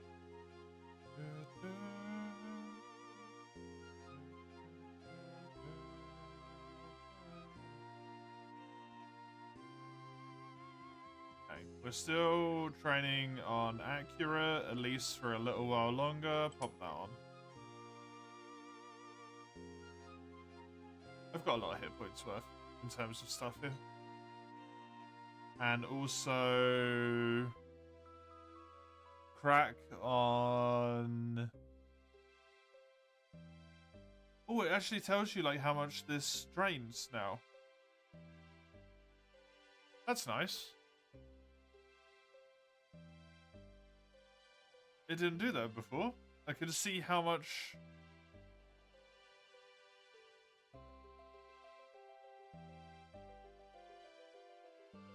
so 18 seconds with 31. You can actually like work it out without having to look it up. That's really good. Gonna chuck on Rapid Heal. And essentially just let that be on the entire time.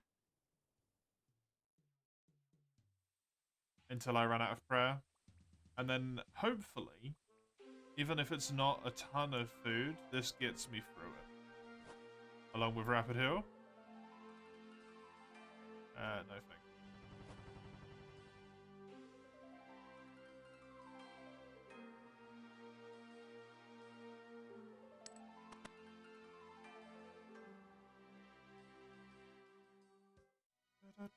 you.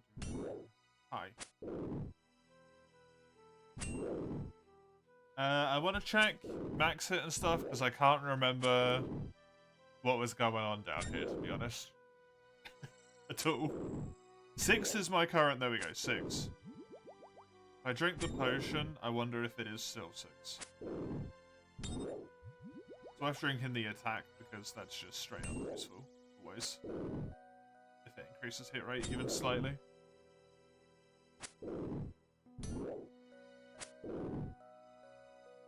It's gonna be good. Dude, look at that threshold bar up there. The top of the screen, it is so close. I'm not really hitting a lot. It's unfortunate.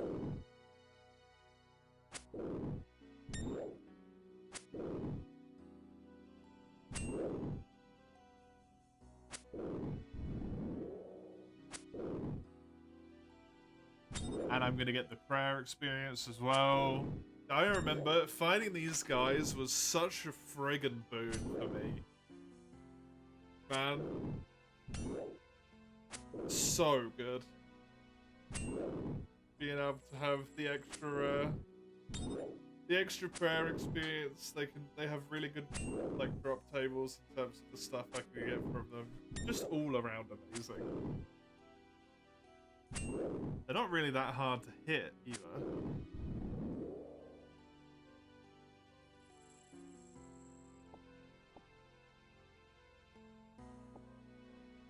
Even drop some decent money.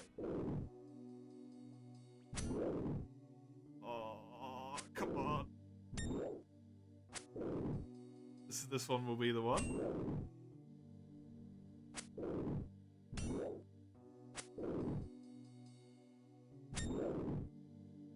It'll all pay off. Is this one the one? Yeah, it is. I get 12 for a free hit, so... It's almost perfect. One experience over. There we go. Attack level 40. Combat level 50. Switch over to Strength. XP. I gotta get 2 levels.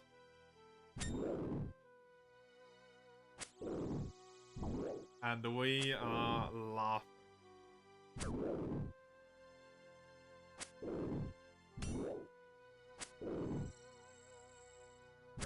It seems like even if I am on strength and I have a pot on, it might not be enough for a max hit. So they might just not be very helpful. But that's okay. I'll re-pop one once the buff runs out, like, completely. Just to check. Because it might do it just, like, right at the top end if I'm at the max level and that's it.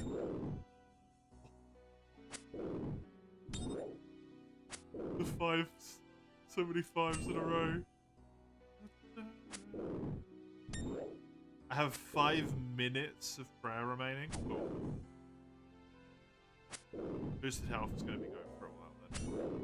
Health recovery.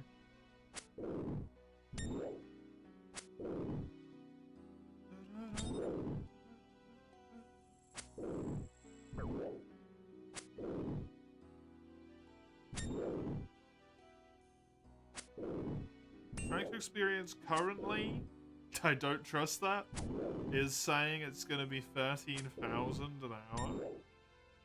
I've been hitting incredibly good though. But even if that halves, it means I will have this done, which is wondrous.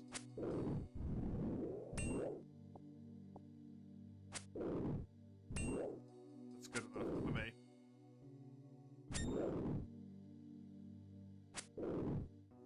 Problem is, because I have such a small amount of food, it is not impossible that I have to maybe leave this place in the midst of this. But I can make do with that. And we've also got the redeems, which can always interrupt. Hopefully this will be done.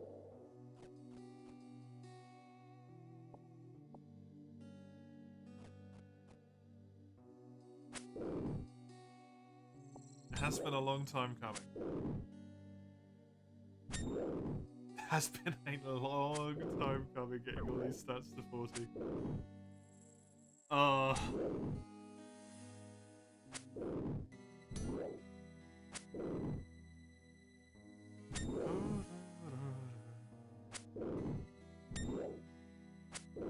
And I can begin the plan to slowly but surely fuck myself over.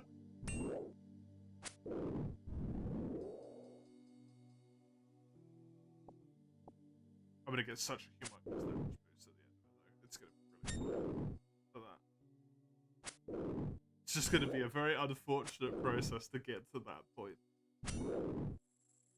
In terms of like crafting the gear, it's gonna take a long time.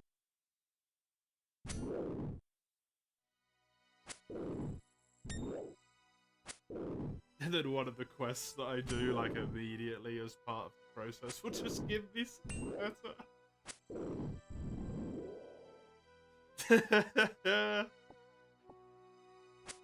It honestly wouldn't surprise me, but it would be kind of heartbreaking.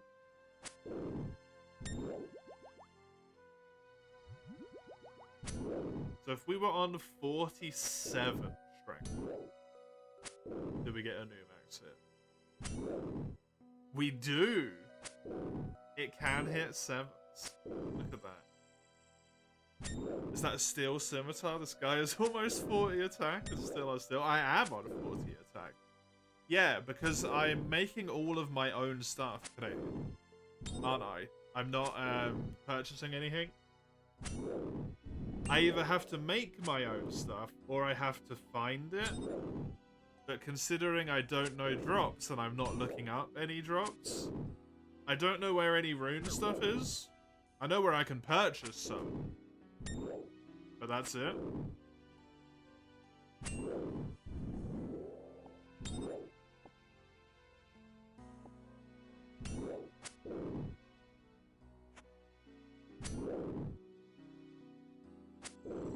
A construction. Interesting.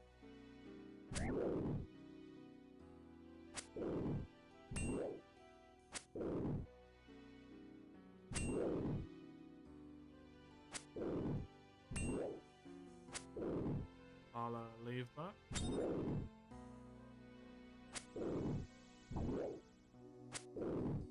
I do still have the max hit on 46 as well. So the potion is definitely, which is nice. But yeah, the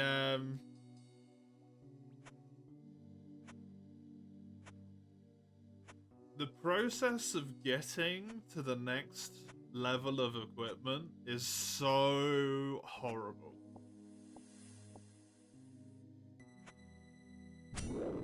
Like it's in the plan, right? But to wield steel, you need to be level 5. To wield adamant, you need to be level... Oh, sorry, to wield mithril, you need to be level 20. But in terms of smithing, you need to be level 50 for fucking mithril.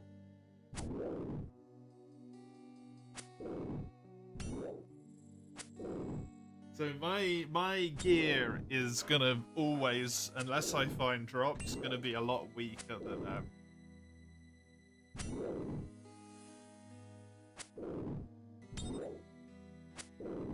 than you would otherwise maybe expect for like level wise, you know. I'm probably always gonna be behind. They've reworked it for RS3, yeah, because it's so unreasonable, right?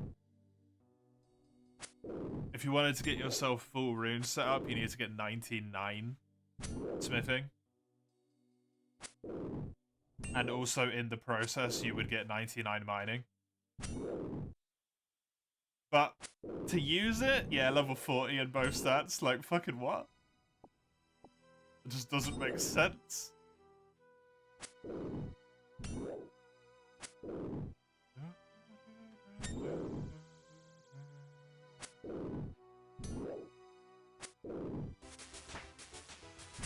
Hit points 45. Good shit. Nice. Casual hit point level in there. Snuck its way in. I would actually go up to 51 combat here as well. By the time I'm done with this, assuming no levels in anything else.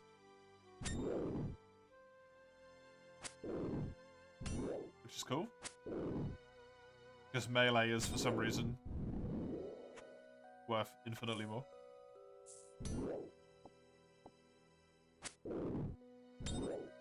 Sneaky little bit of Herblot. The way you do. Yeah, I'm glad they reworked it in Runescape 3. I wish they'd rework it here.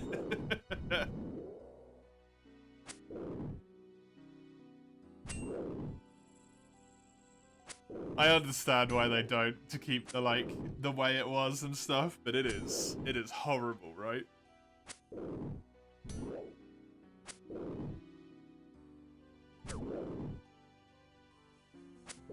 And with how easy, like relatively easy it is to make money, the rune gear is it the Champions Guild or the Legends Guild or whatever it was? I think it's the Champions Guild. They sell the rune stuff and it's not even that expensive. If I remember, it's just like a few thousand per piece. Which is so ridiculously obtainable. And that's nothing. Money-wise.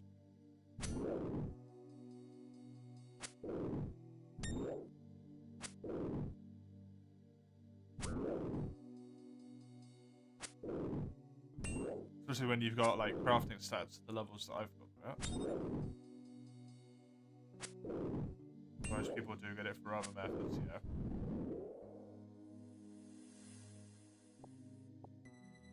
Which I understand. Oh.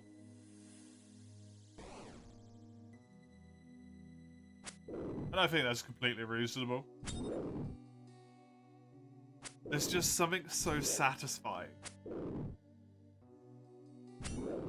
to me about knowing that the stuff that I've got, I like put in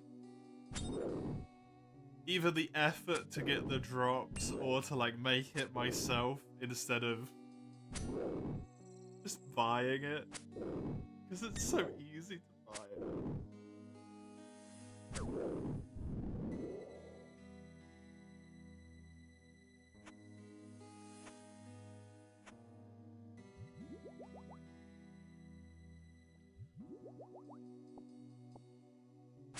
Can't buy all of it, yeah.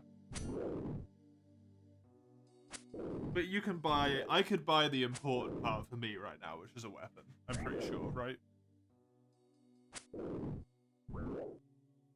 Even if it's not the best of the rune weapons, I could buy a simple one, which would be a humongous upgrade, probably.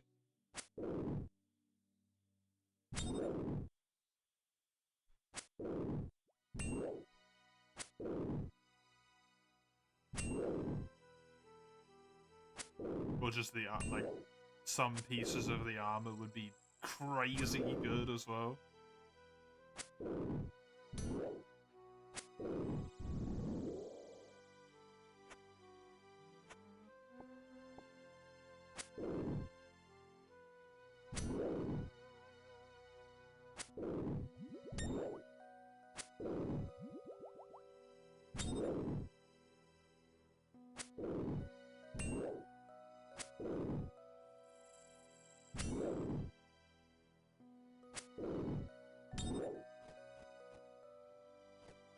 I keep forgetting that I've got so many goddamn hit points now. 45 of them, man. My brain is like perpetually stuck on the fact that I've got like high 30s. And even that was astoundingly amazing to me.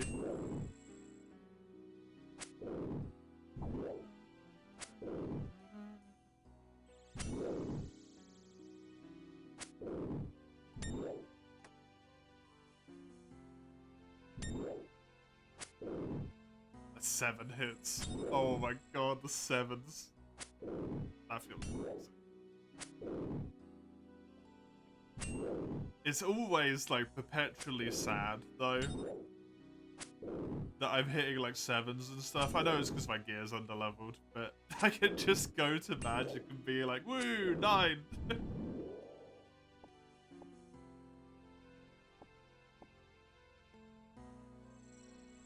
And it's so easy.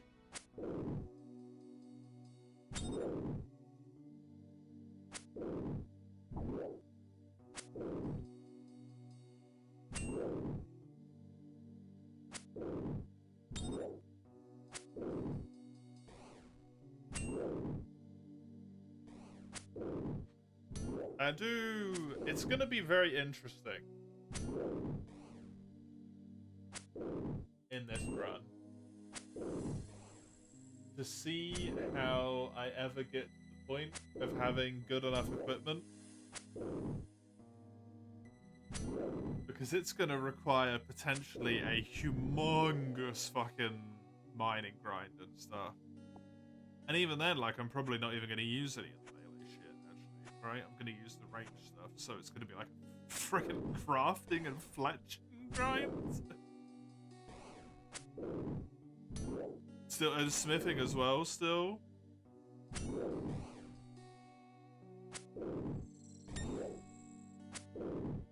be able to do the caves.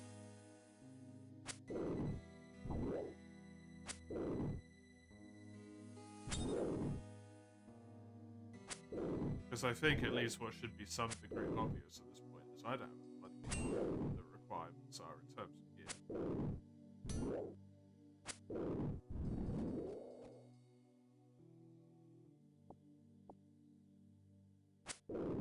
And the requirements for others are going to be lower than the requirements for me, because I'm not going to be doing any of the fancy shit that people do.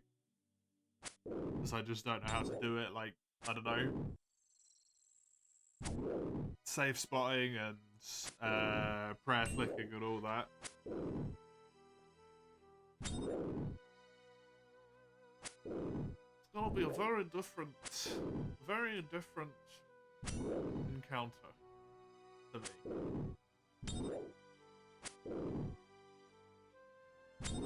Safe spotting isn't really advanced tech. No.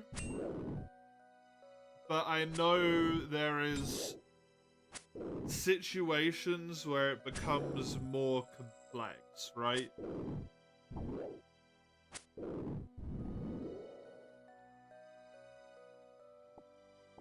Where you can, like, technically use a prayer to, like, line enemies up to make it so that they can't... certain enemies can't hit you, so you safe spot enemies with other enemies, or some shenanigans.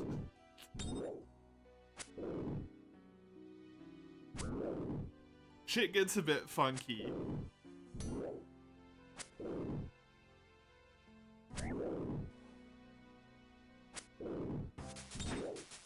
Day 9 string.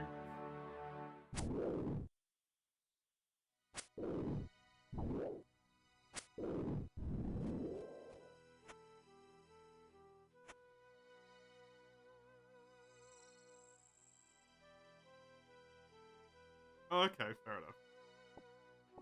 I just knew that it was a thing that people did. I didn't know when it became relevant.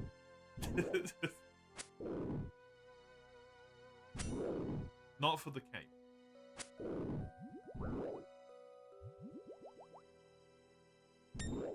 Not for Mike.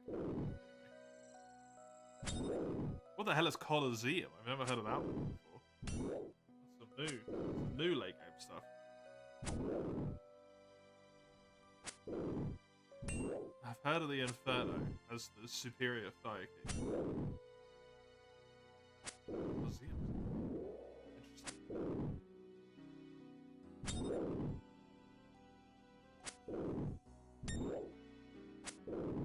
That's so sad that I'm probably Like, there's so much stuff that's really cool, and I don't know if I'll ever get there. It's such a shame.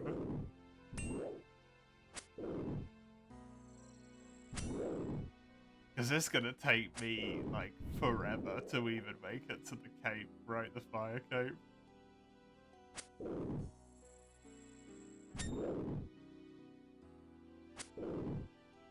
I think we've well proven that little point already here. It's gonna take me a wee bit.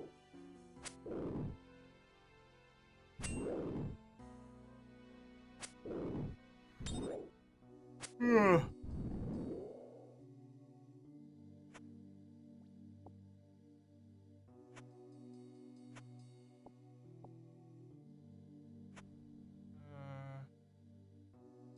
want to do this.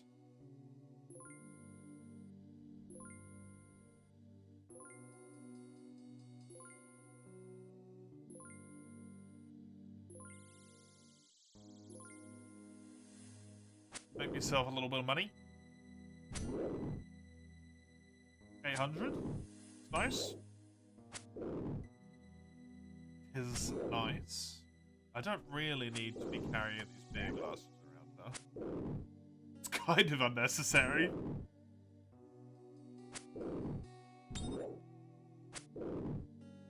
Long though.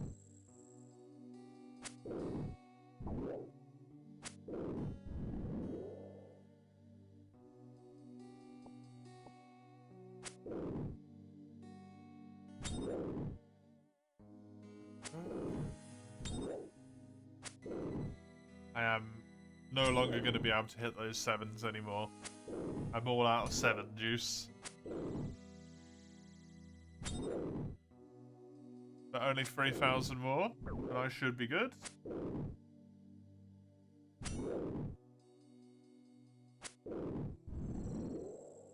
How far up was I going on this? I think I was still even, like, very far behind in terms of this logic, right?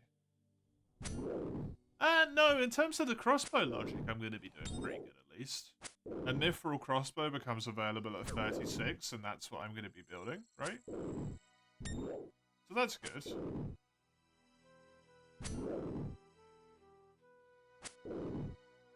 The bolts up to mithril, I'm also going to have mithril bolts. So at least from a range perspective, I'm going to have appropriate equipment. Ish. It's just on the melee side of things that stuff is fucking gonna be terrible. Or if I was using bows, I'm pretty sure that would also be just horrible. Yeah, I could use a yew. Like, I think I have a willow bow.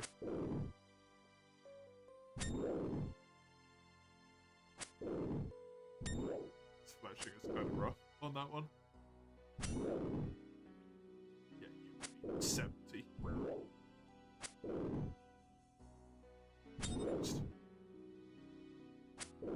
If you want to be a crafter,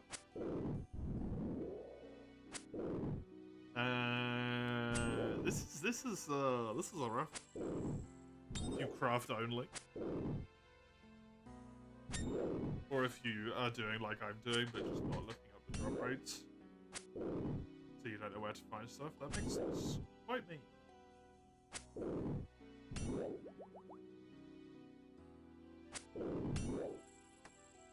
Skiller? I just more meant someone who like only crafts their own stuff, rather than someone who's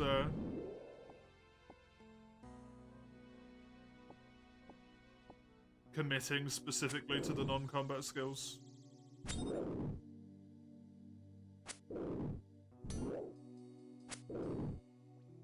Someone similar-ish to me, who likes to feel that sense of making your own equipment progression.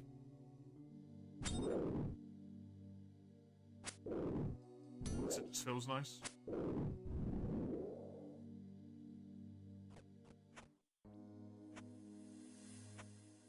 I'm sure there's some other lunatic out there somewhere. At least one.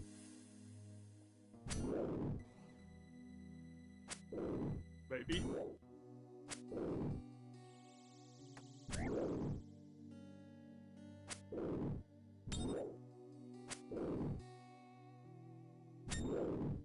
Can I get 2,000 experience on 41 hit points? Probably not. But maybe. They can always drop beer, which would give me a few more hit points as well.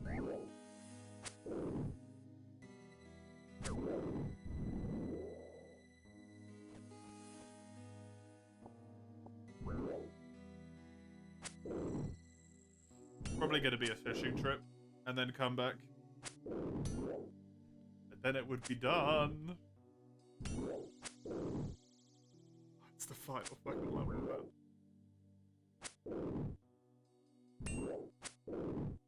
The 40 combat's ignoring prayer. We don't look at prayer.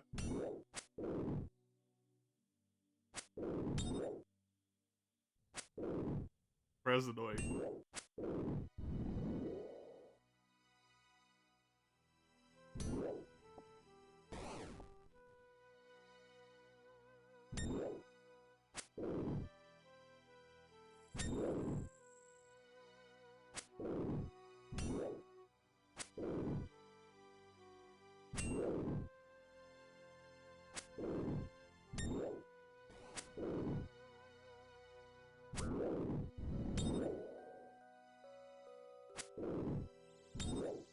As an Iron Man, you don't get loot if other players help you kill the monster. Dude, that's so rude when it got attacked and then it started attacking me. That wasn't even my choice.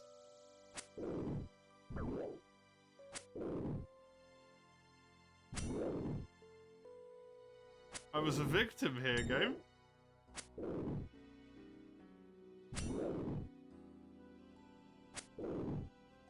Oh, if I did the fishing, actually, it might not be a terrible idea to do another little farming loop while I'm at it as well. When my health runs out here. If my health runs out, maybe I just get disgustingly lucky. Managed to shenanigan my way through the rest of this. And then I take 3 damage.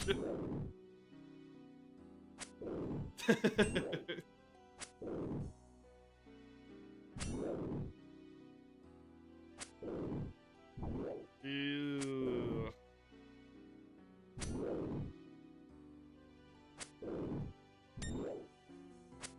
Doesn't seem great.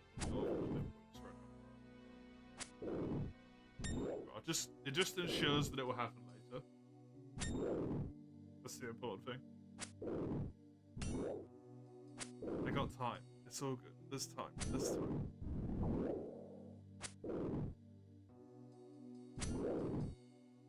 What am I doing after it? Now that it's actually becoming a fucking reality. I do fire making to 40 and farming to 30 and then fletching until my wood cutting is on 50.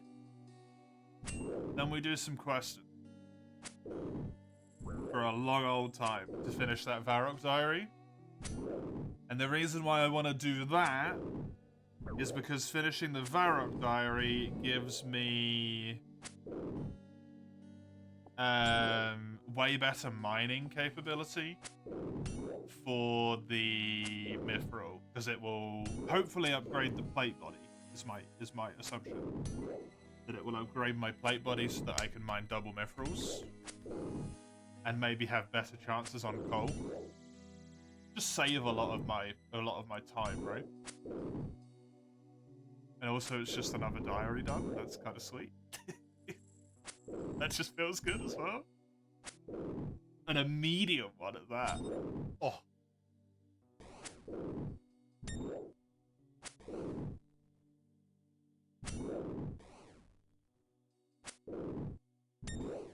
Be brilliant.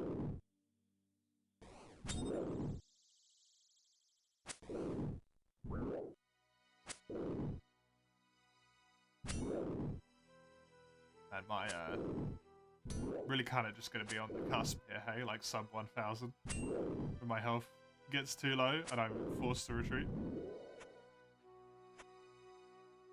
You're making me sad, game. I had some onions up here that I didn't see.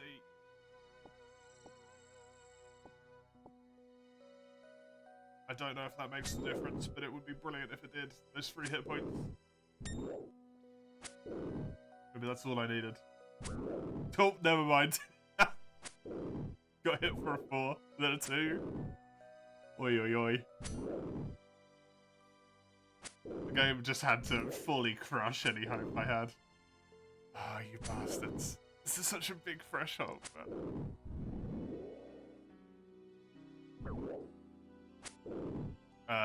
pick up these, pick up these, pick up these. This. No! As I clicked it! You fuckers.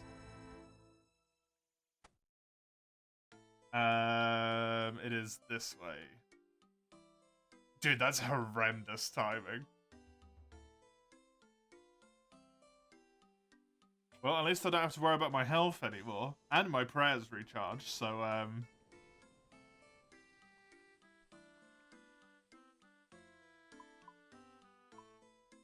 I'll be able to pick all my stuff back up and then just go back to it.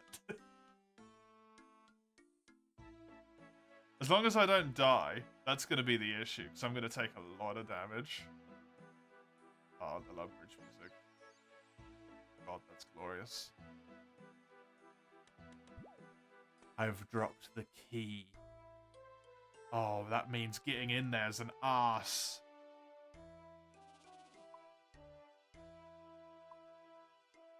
I need to go from the other entrance and then run all the way around. Don't go through there, go around this quicker. Because you can move diagonally.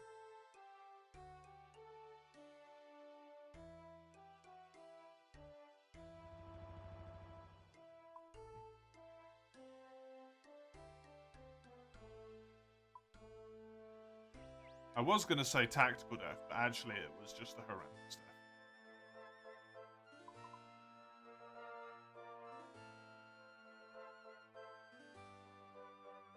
So now I need to fuck around with this shenanigans.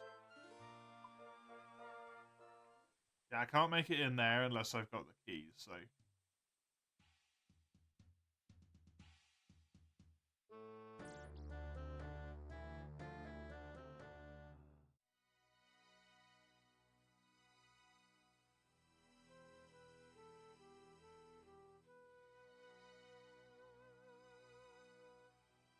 I gotta go this way instead.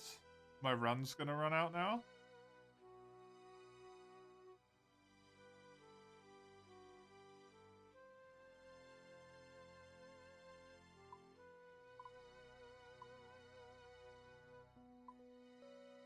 Is there a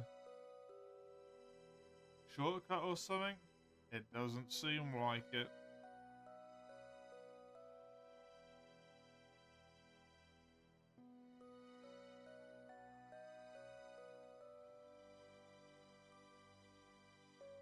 I'm going around, okay. It's not the end of the world, it just probably means that I tank a few hits.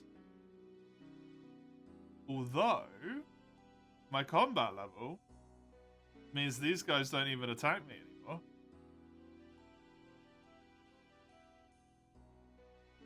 Which is brilliant.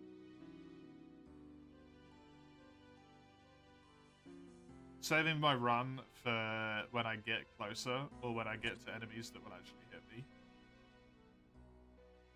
So I can try and make it through somewhat unmolested. Excuse me?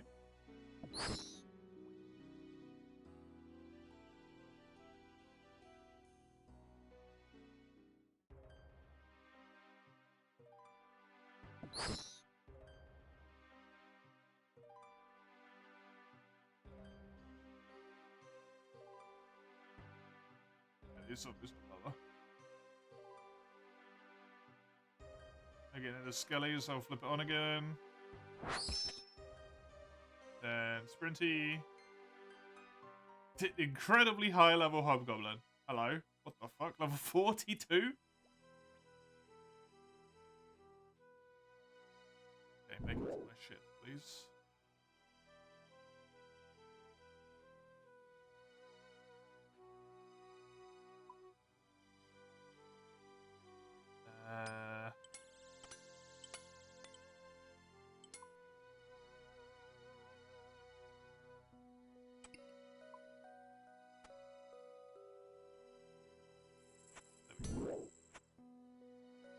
All is good. Not concerning at all. The vials I can keep. Yep, that goes there. I can sell all of that stuff. This can go with this. That can go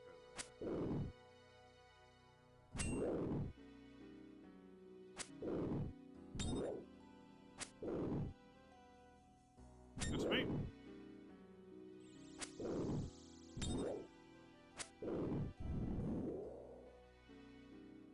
Well, I should have the hit points now.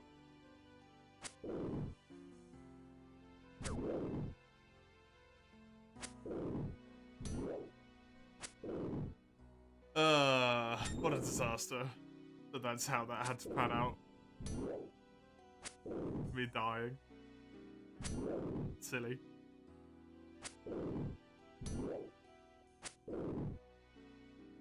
Now that I can see how the prayers it's 1.6 seconds. Last 3 minutes.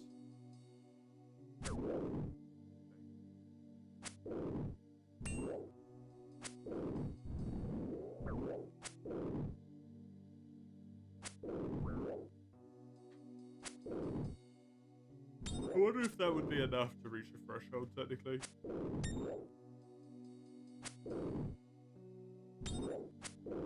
I don't think so. Even if it rounded it up to 4, I think I need a little bit more than that. So it wouldn't be enough. Give me this for a moment.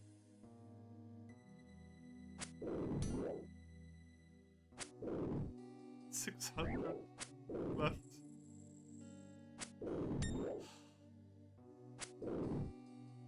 I swear, this was so to finally get there. To finally reach it.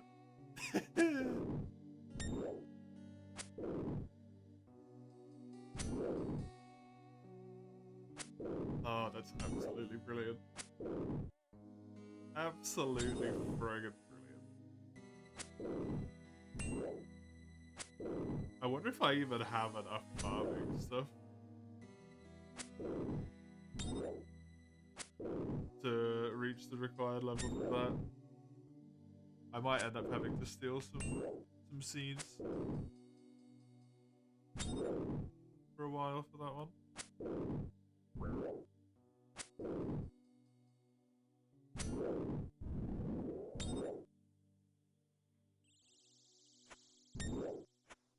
Ugh. Give me this. These. 450. Put my health on real quick. Just to ensure that I can stay down here for the full time. I'd rather be safe than sorry, you know.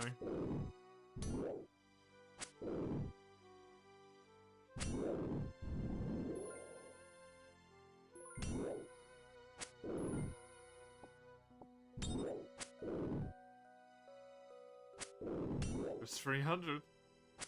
You get it so quickly as well. I feel like I'm getting it super fast.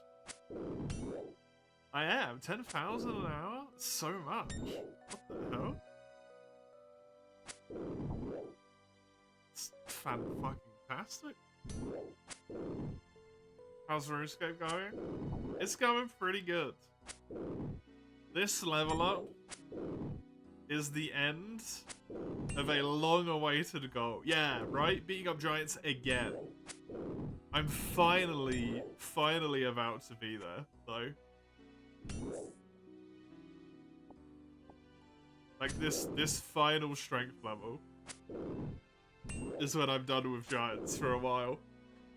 This 174 remaining experience, which is probably like one and a bit more kills, and then I can leave them, and then I get to cut down trees for ages instead.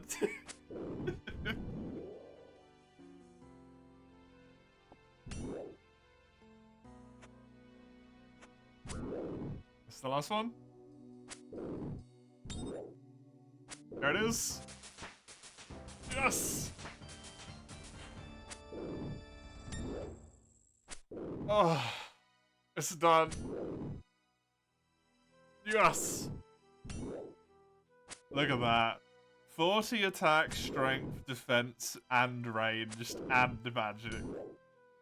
Prayer isn't there, which really sucks, but prayer's really feckin' awkward. Since I don't know any specific way to trade it. Man, that's brilliant.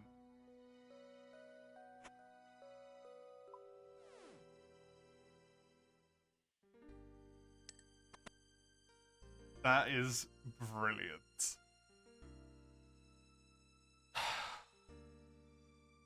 Nice. Now I get to move on to the next thing. Hello, Fredo. Cook 50 beefsteaks and then do lobster catch and cook until timeout. Happily. Happy-frickily. How are you? Welcome. Cast Little Alchemy. This. Where are you running, my man? Prayer, what does it do? It gives you a lot of like passive bonuses. So every point, like every level you get 1 point of prayer. And then, for example, the one that I've been using a lot is this rapid healing, which makes it so that my hit points come back twice as quick. And it drains 1 prayer point every 18 seconds to make my hit points recover twice as fast, naturally. But you can give yourself like 15% more defense, 15% more strength. But the big ones, if I show the ones I lack the stuff for, are these ones. These 3 here, protect from magic missiles and melee. It just makes you invulnerable.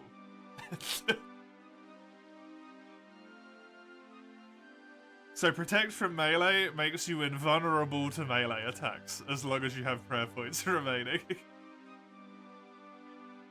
So these 3 are the really good ones. I think there's some other good ones as well. I think Retribution is one that people use in like PvP maybe. Or Redemption, sorry, yeah. If you go below 10% of your health, you get healed.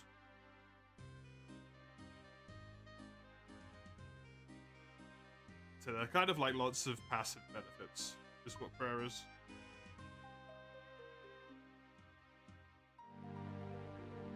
Very important.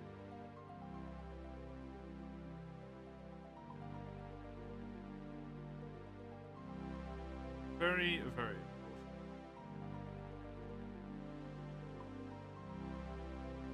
Oh, man.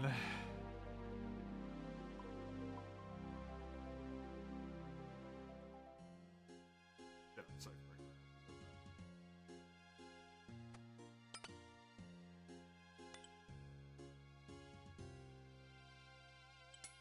after all of that, it's over.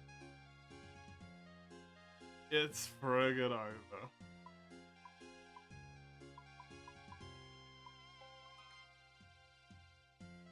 Right, I need to get myself a...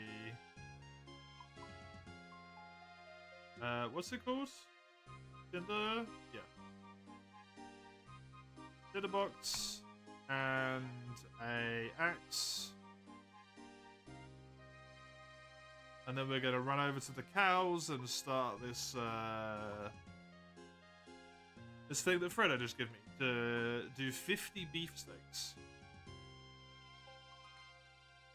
cows down here. So.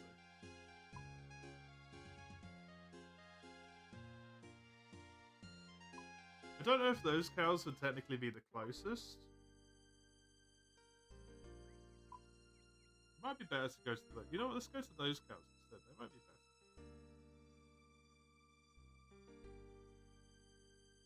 Let's try something different. Let's go to a different place. You are right on time with that, by the way, Fredo. Because I was running out of food. Like, I had actually run out of food. At one point, I died because I didn't have any. So, perfect timing. Oh, the impossible. It's happened again! Those 2 agility levels. All the difference in the world. How much experience have I got? 92.9 thousand today. Holy shit. Type that as far back as when I finished the hour and a half of agility. You've just been sitting on it this whole time. Amazing. Very good. Let me just kill a tree real quick.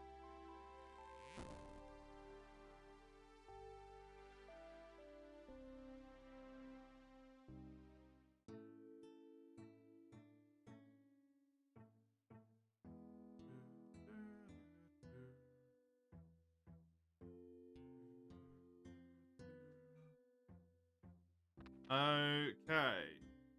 Kill cow. Let's go. Wait. You thought we weren't going to get a Tuesday stream? Oh, yeah. God, stuff. It's all over the place, Ravhard. I wasn't going to do it this week because I really wanted to play RuneScape. And I didn't want to delay it for even longer.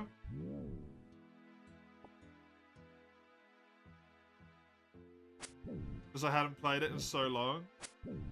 So I wanted to not upgrade my PC so that I could play that this week. Or play this week, I suppose I should say. So I was going to get it done next week, but then next week's a bank holiday, so I don't know if it's going to get done next week either, so it might happen the week after next. But there's potentially someone in the store even on the bank holiday.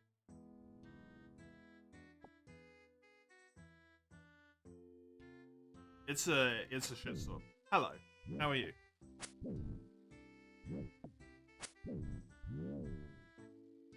You've missed an hour and a half of agility. And me finally reaching 40 base on every combat bar prayer. I did it. The strength and the attack is done. Finally.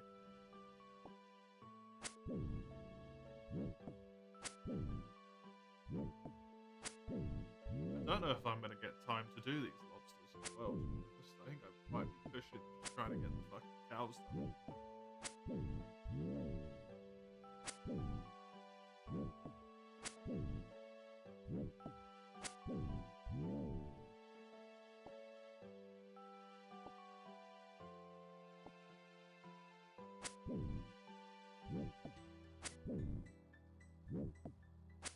Inventory is 28, right? So the fact that I've got 3 things filled in is perfect for 25.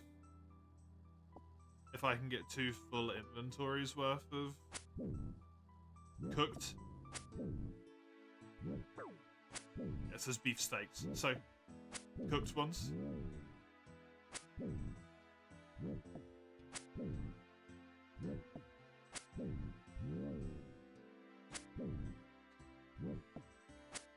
It might be better technically to take it back to a like stove, cook it there. I think I probably have high enough cooking that I don't burn it anymore. Be my hope.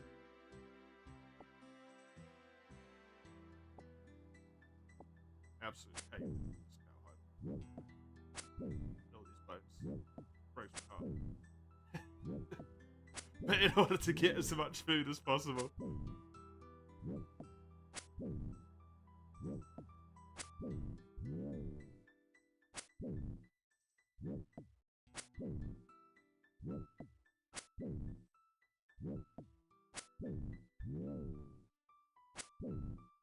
That certainly is the story. My hope as well is that if I wait a little bit, that maybe they won't take 3 fucking days just to install a graphics card. You know? Because quite frankly, that's fucking absurd. And I've already waited so long. I think that one's probably just wishful thinking on my part. And this place is just determined to fuck me over at this point. In any way, shape or form that they can.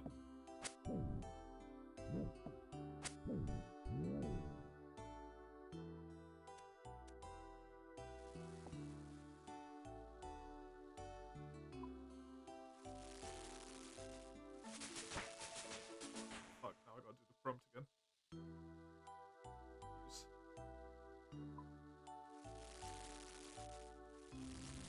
Please none of you burn. I don't know what the rate is to get to 100% successful cook on steak, but hopefully I'm there. You're doing grand, you're chilling, playing mod and Total War 3. Oh, nice. What have you got on for it?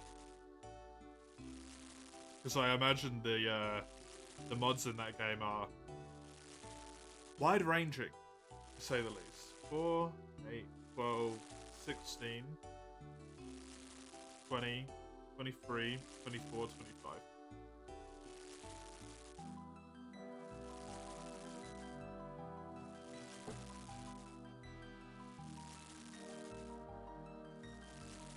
Seems like I might be at a 100% cook rate.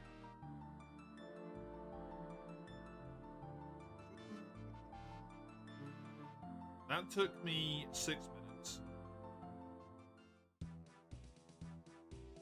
So in theory here, I will get the chance to have some quality lobster time as well. Just delightful.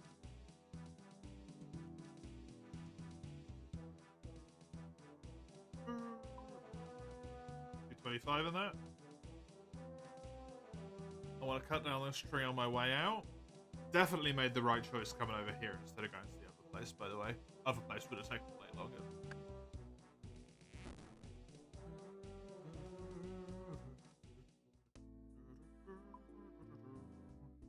Is it going to be quicker to run up through here?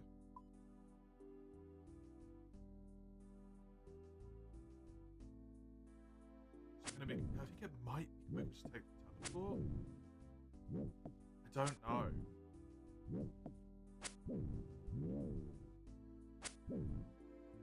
I think it's probably quicker to run through Sears to get over there. Then take the teleport and then do the super long run all the way over from fucking Arduin. It's quite a distance.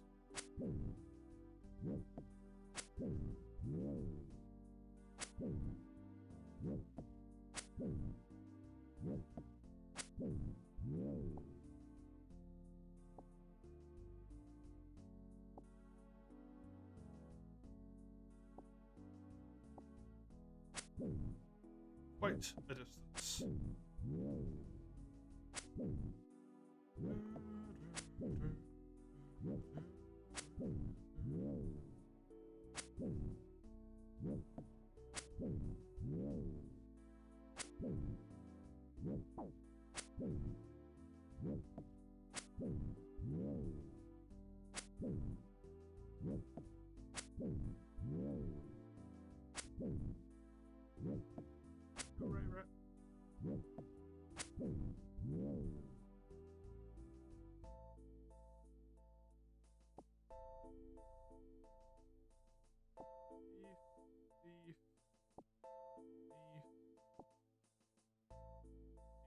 God, it's so hard to see stuff with all the random shit on the floor. It's for the SFO mod pack. It modified a bunch of stuff to generally make the game more fun and to give older factions updated mechanics. Nice. That's good. Yeah, I can imagine some of the stuff that's from, like, Total War 1 isn't necessarily on par anymore with, like, just overtime mechanic and damage creep. Maybe. I guess just mechanic creep. If there's some of it that hasn't been, like, touched up.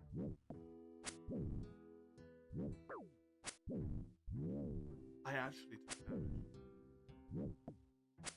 Oh my god. Let's kill a cow.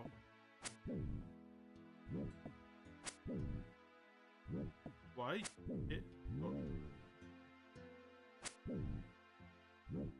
It's a fucking cow.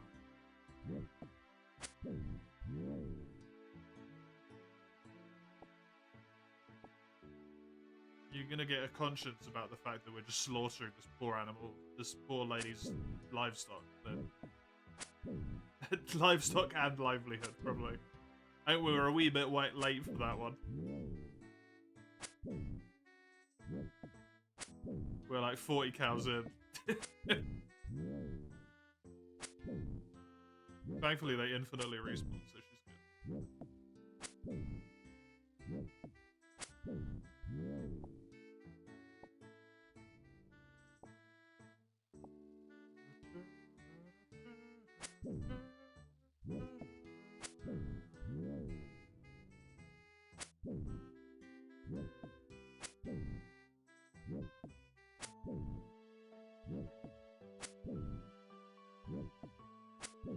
It's not gonna work, but man, I'm holding out such a, like, tiny little shred of stupidity in hope. Maybe the graphics card somehow allows my mod pack, my Total War to run. I don't see why it would, but maybe. I really want to play it. I was looking forward to doing that campaign for ages.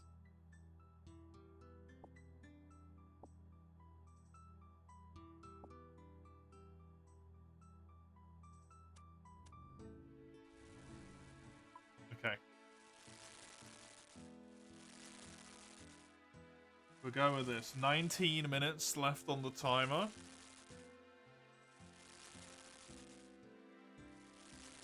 If all of these cook, then we just have a whole bunch of fucking lobster time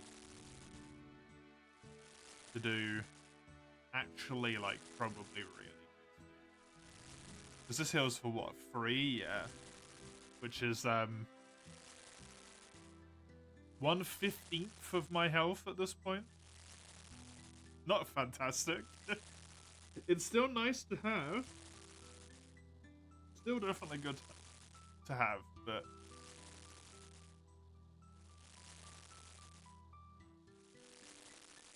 to say they don't hold up anymore is unequivocally the truth.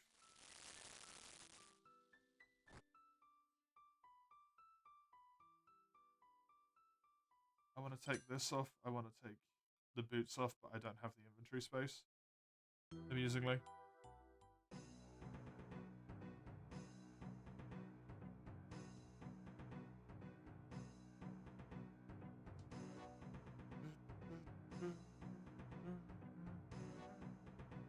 This can go in here, in you go, off you pop.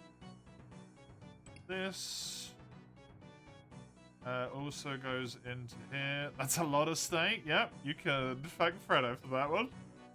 And then I want a cage for lobsters. I don't know. I have 70,000 gold.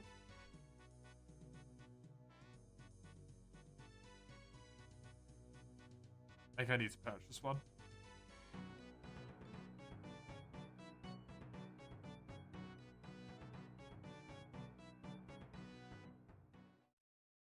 Where am I going? Here. I need to fetch this one. I haven't done it before. What do steaks give you? Food recovers your hit points. And sometimes maybe has other buffs or debuffs as well. So steaks give me 3 hit points back every time I eat one.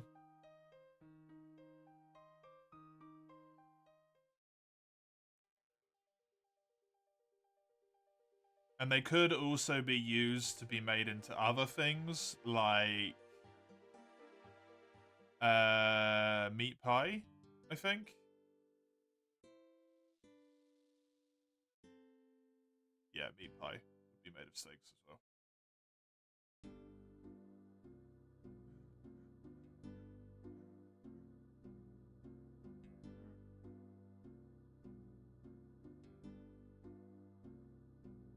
Hello, Unknown.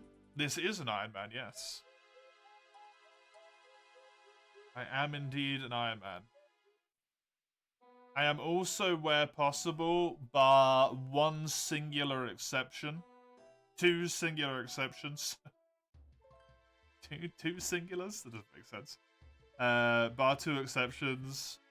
I am not looking stuff up on the wiki, and I am not using any plugins, really, for Runelight here. Just give me like 100 coins, it'll be enough. I am very much not in the know. I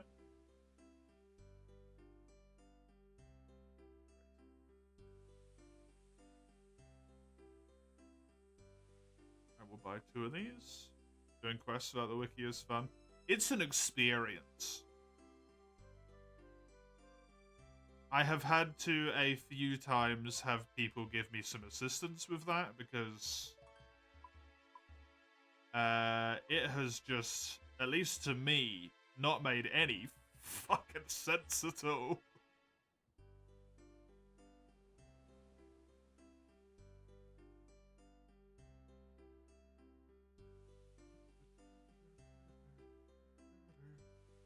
Hopefully I don't need anything other than just the cage to do this.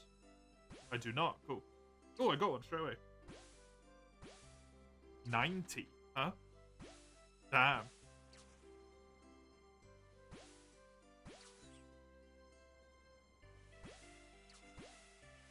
Do a lobster catch and cook until timeout. 14 minutes of lobster. There we go. Look at that. Good shit.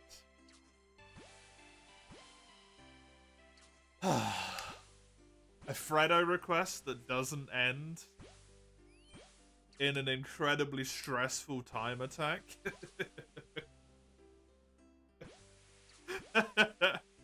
What madness is this? You easing me back into it, Freddo. It's been a while since I played.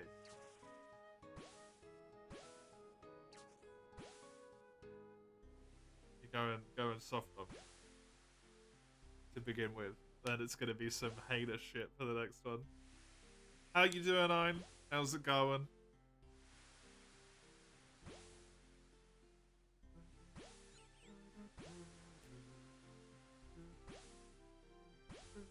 I assume my catch rate on lobster isn't very good, by the way.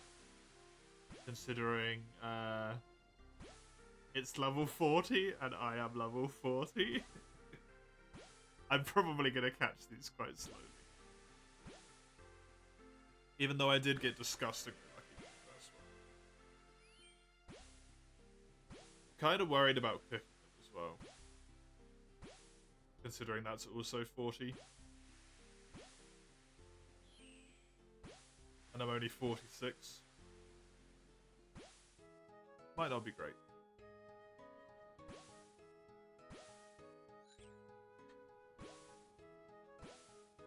But yeah, Slayer, I am willing to look up certain, like, if I don't know where the monster is, and if it's something very generic, like it just says, go kill dogs, is one of the ones I had, and I'm like, I don't know what that means.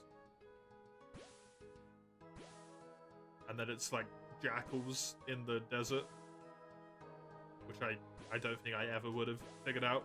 So Slayer I let myself look up stuff for, and then Clue scrolls, because otherwise I would just never do any of them ever.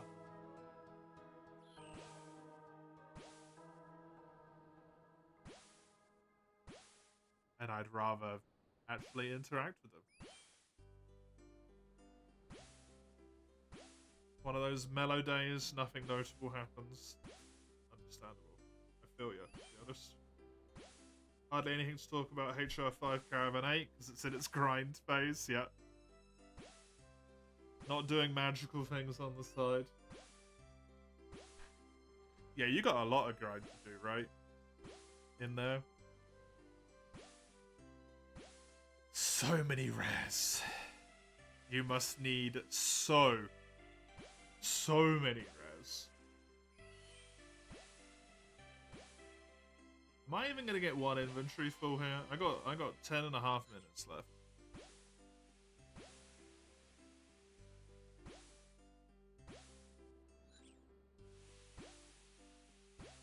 The man is not great at catching corpses. Got your Tiggy times to about 13 minutes using the swags.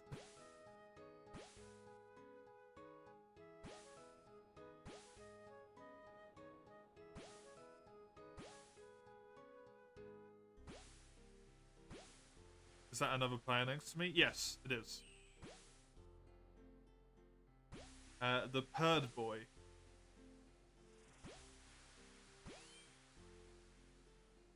Oh, there's another player inside of me as well, apparently. We were both catching lobster.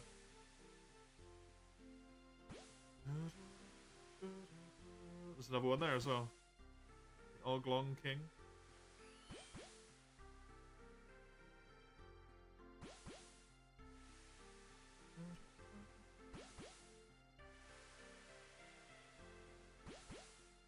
Gore is simply postponed because I don't.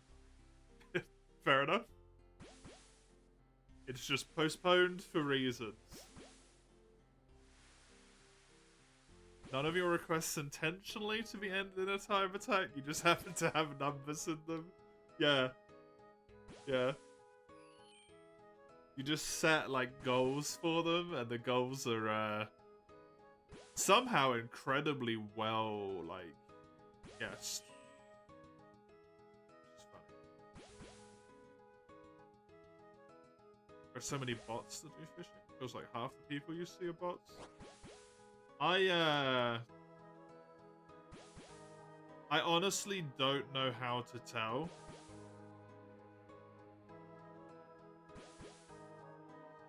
So I just assume that it's people who are pseudo AFK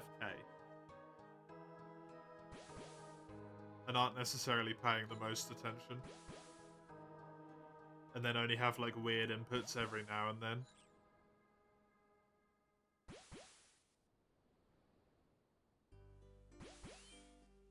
Yeah. Noobster. Is this potentially going to be the first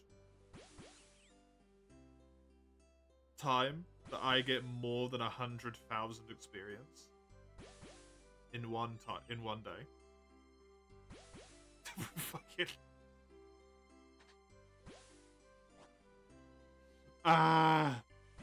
fucking agility. Who's that guy waving?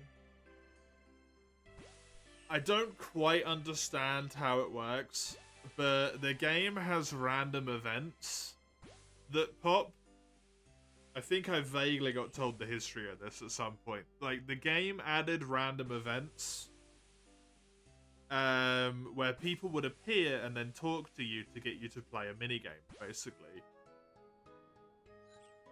And it was done to stop bots, I think. Because they forcefully interacted with you, which then, you know, like, broke the bots. Because they just follow a script, as such.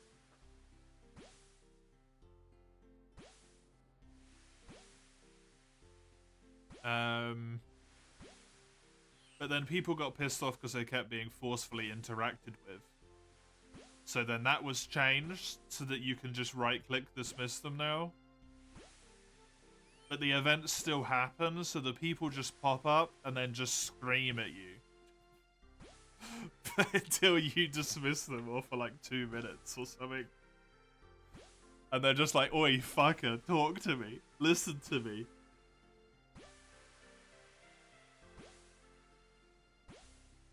The sandwich lady pops up and is like, hey, you know, I made you some sandwiches. Do you want them?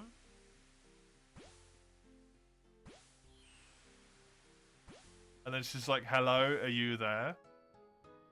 And then she just starts like guilt tripping you about the fact that you're not eating the sandwiches that she worked so hard on to make for you. It's like, lady, the fuck? The fuck is wrong with you?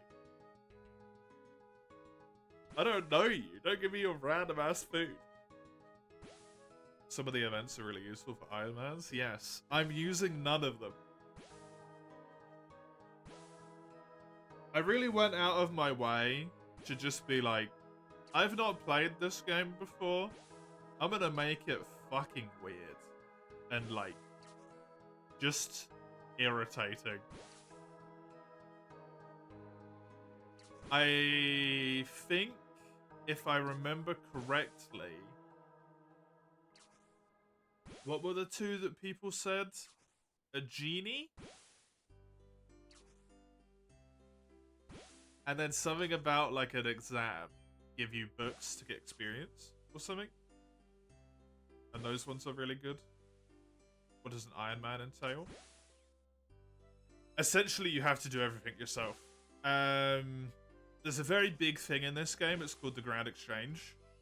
It's a place on the map, and it's essentially just like an in-game market board. It's over here. It's a massive trading post. So if I examine one of these lobsters, you can see on the Grand Exchange it's got an average price of 69 gold. So what people can do is farm an inventory full of lobsters, go put it on the Grand Exchange, and someone else will buy it, and then they don't need to, you know, gather all of the lobsters if they want food. I am not allowed to use that. Because I'm not allowed to trade with other players at all. Also, I can't work together with other players in order to kill, I think, small mobs at least. I don't know about large mobs. Like bosses and stuff. You have, it's essentially like solo mode.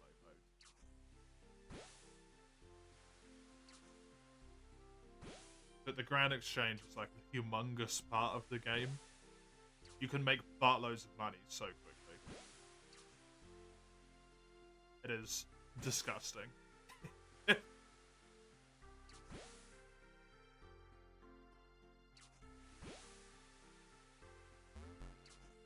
A good example is like, I have 70,000 gold, and I've been on my account for 5 days and 13 hours now.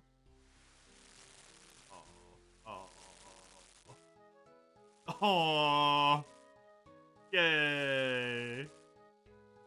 At least I got one. Dude, what the fuck?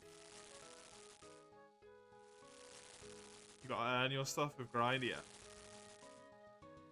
There's no freebies from other players who just drop stuff on the floor for you. And there's no trading to earn it, even with like money logic. You gotta do it yourself.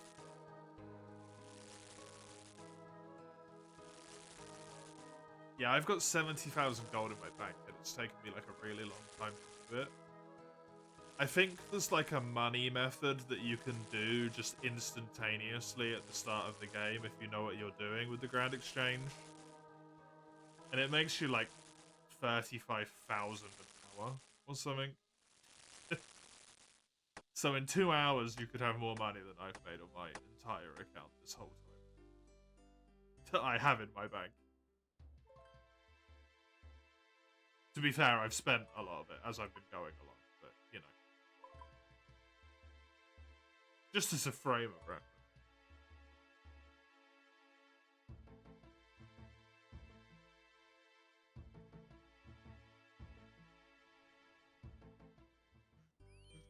I got 1 minute remaining on the lobster.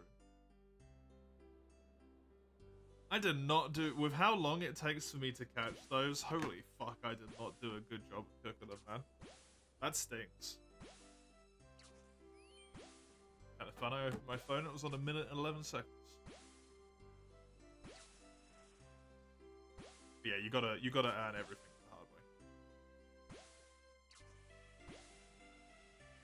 Which is what I enjoyed, because it means you actually learn it, right?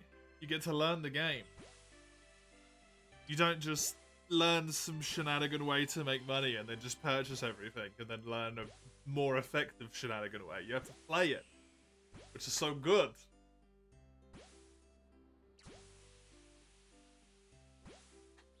That's what I like.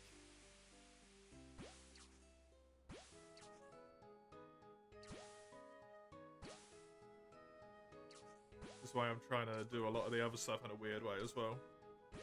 He was able to grind a bond in 30 hours playing from a fresh free-to-play account. Trading is broken, yeah. And a bond is how much?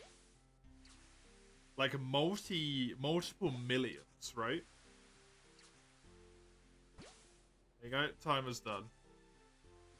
Well, I only caught one more lobster on this. Can I cook it?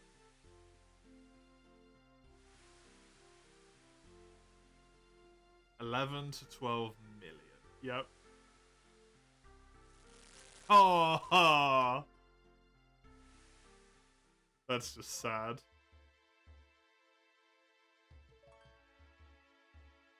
Right. Do a farming run.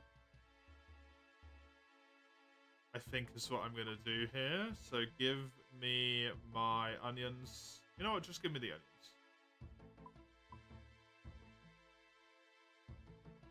How many lobsters in total?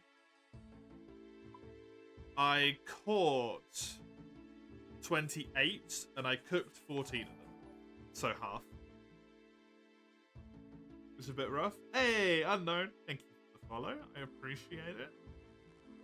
I hope you enjoy my incredibly slow process of playing this game. One day, eventually, hopefully, I will get to my ultimate goal, which is to get myself a fire cape. Do you get cooking experience if it fails? Of course not. If it fails, you get fucked.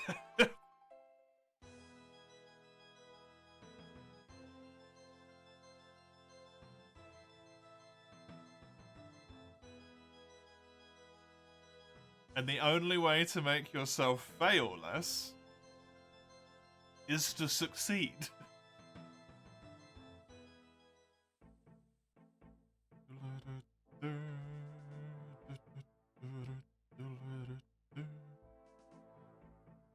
Bad game, 1 star. Fail is an experience. It is, yeah. This is back in the older days, though, right, Fredo?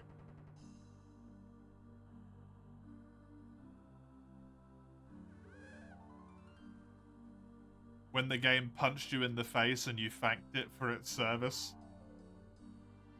For rearranging your ugly mug. You know? It was different.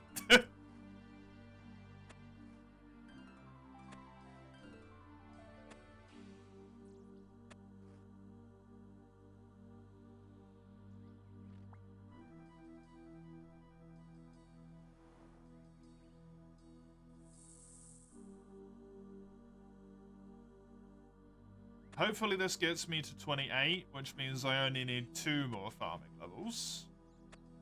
After that point. to get myself to that all-important 30 that I need for the quest. I need to do the Varrock Diary.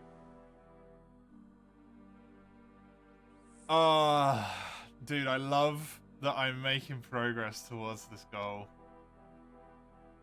after so long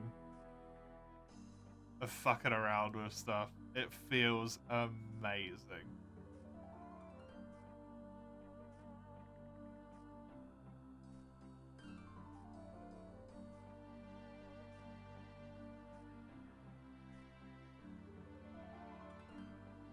That's just what I'm saying.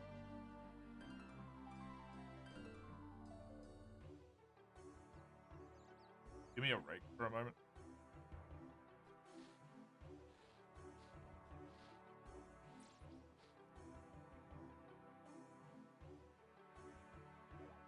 It's too full?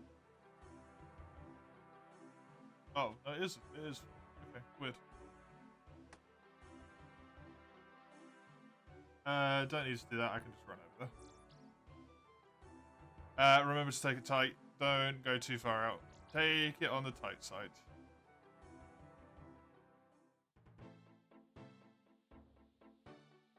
Okay. I get to Cathpe, do the farming there, go to Falador. Shit. Do the farming over in Falador. And then I think I want to go to these willow trees in Draenor. And cut some shit up. To get my fire making levels. How big is the map? From when I teleported, I have ran from this bit here up through this town. This is the farm I was just at, and I've just run from there over to here.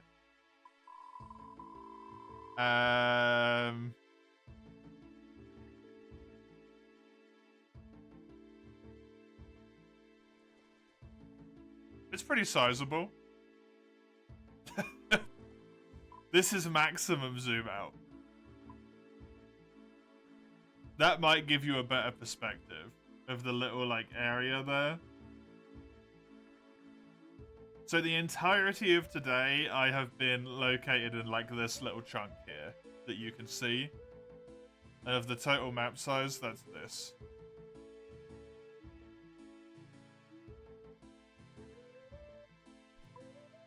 It's pretty sizable. And there's, like, underground and stuff as well.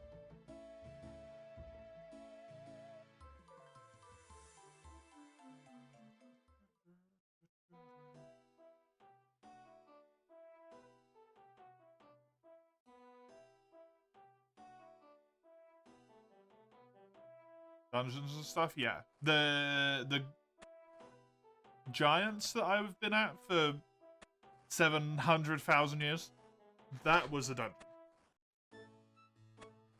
It's one of the smaller ones, as far as I can see, but that was technically a dungeon. Why is the catacombs like this? Because the catacombs were made for torture. Are there boss enemies? I believe so. I think there is a boss enemy in that giant place, even. Where I was at for ages.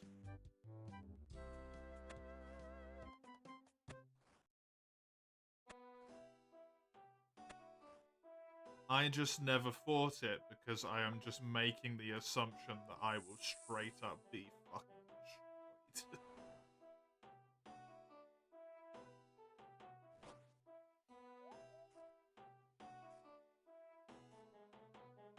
Which I don't know if it's a good assumption to make, but I feel like it might just be fair.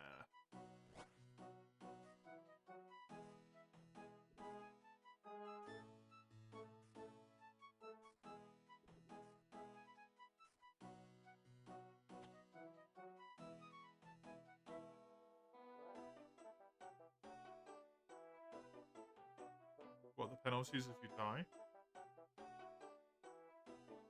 You have 15 minutes to get back to all of your stuff. To reclaim it for free. Otherwise, Death himself comes along and steals all of your shit from your corpse. And then he basically charges you money to get any of your stuff back. The rarer your stuff, the more money he'll charge you.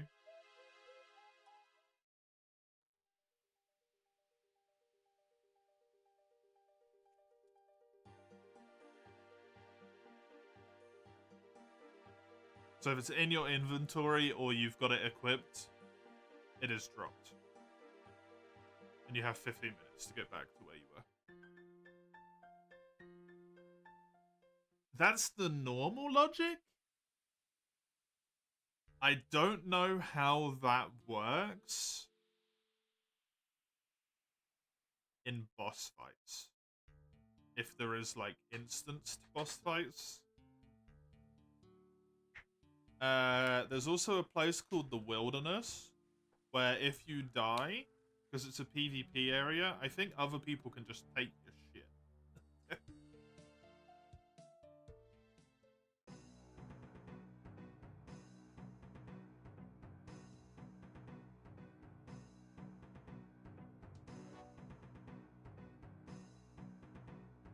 Hardcore Iron Man accounts which lose the hardcore status on death. Yeah, because the point of those accounts is to do it without dying.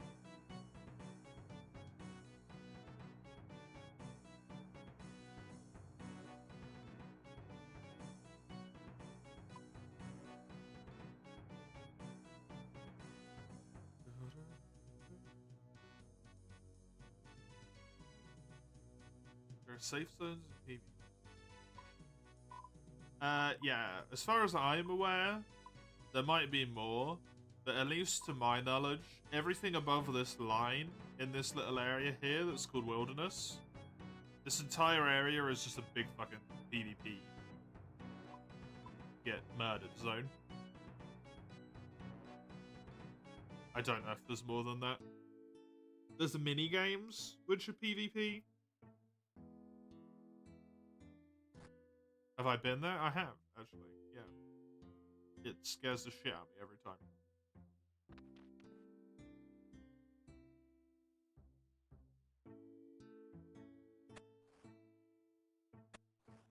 Sorry if you're asking too much? No, not at all. Not at all. Need to understand the game, right? I am more than willing to share what information I've learned.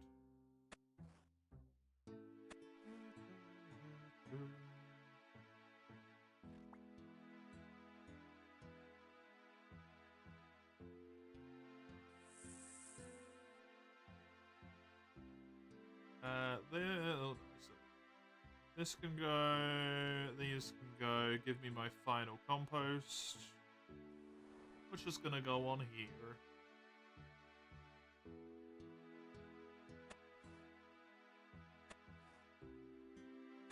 It's a fun.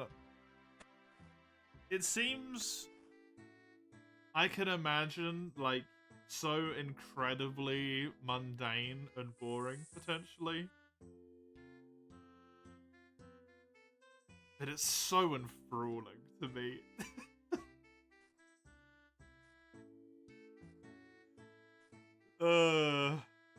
It is gripping.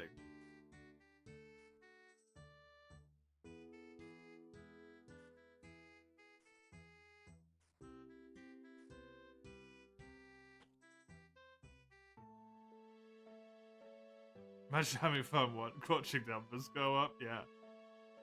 Imagine even playing video games. Ugh.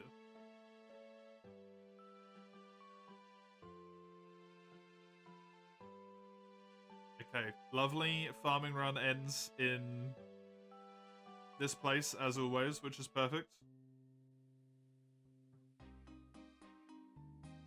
Because I need the willows.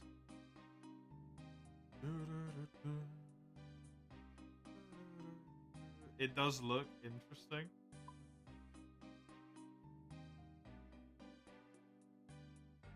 Jesus Christ, that's loud.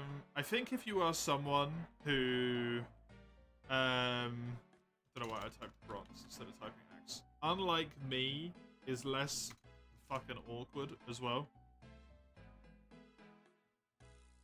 There is a lot more situations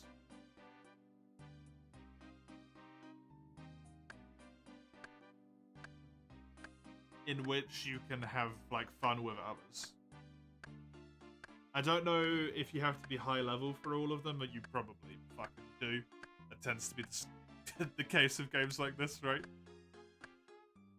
But I think there's like a good chunk of like multiplayer sort of like pseudo raid type things as well. And just generally, you know, being in a big old group, hanging out, doing separate tasks or tasks together, just congratulating each other on levels and all that stuff. The good shit.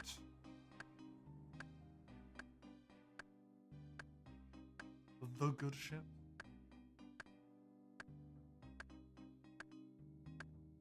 There are some dungeons which could be cleared in the 60s.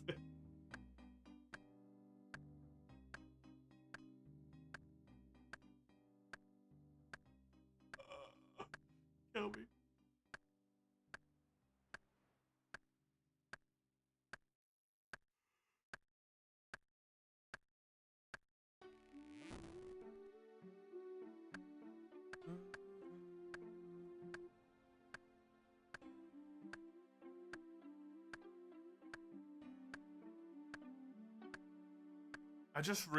I really love. There's something that I distinctly enjoy about a system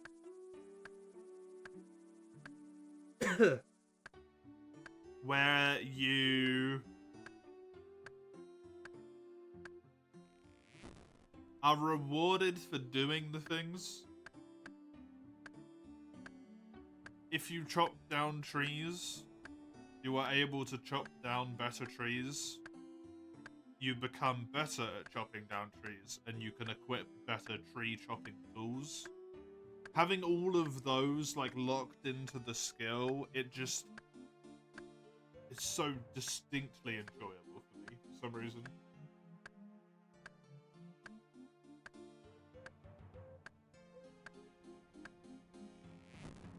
It pleases me immensely.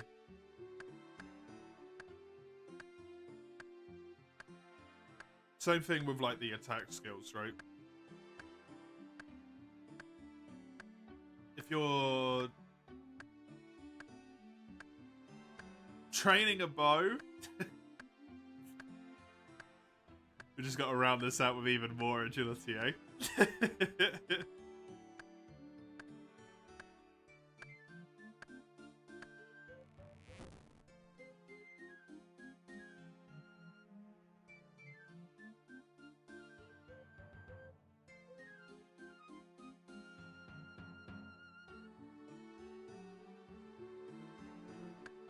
It's agility, but backwards. Yeah,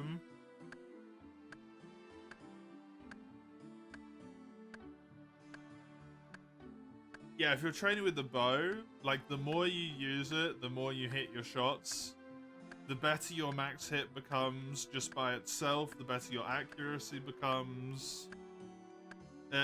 Thresholds, you then are able to equip better bows, which also increase more stats, and that, like, cyclic feedback is just amazing. I love it. It's so good. I'm just gonna set these logs that I've managed to catch on fire. Catch that I've managed to cut down. You do not catch logs.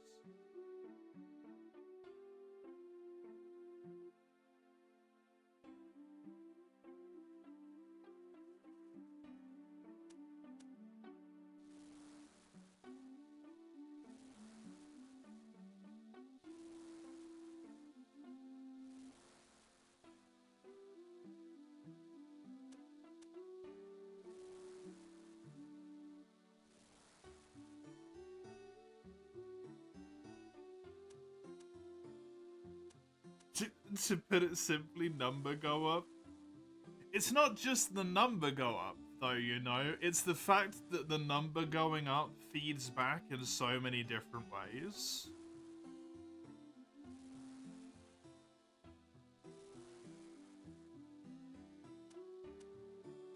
Because if just the number went up, and, like, you just get a straight stat increase, that's a lot less enjoyable than, like, now that you are better at this thing, you can now equip better equipment, you know?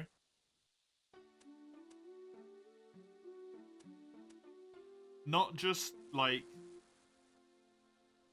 you got better at shooting, you can now shoot better.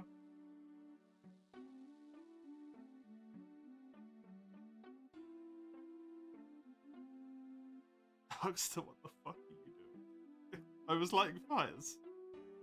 You've redeemed for me to do that at one point, Mace. Why the wool? It's, one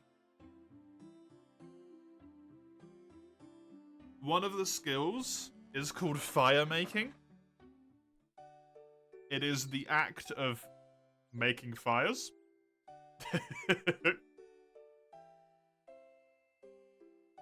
Whenever you make a fire, it moves you one tile to the west after you've made the fire. So to train fire making quicker, if you just get a full inventory of logs and then just set them all on fire, it will automatically keep moving you in that direction if there's enough space.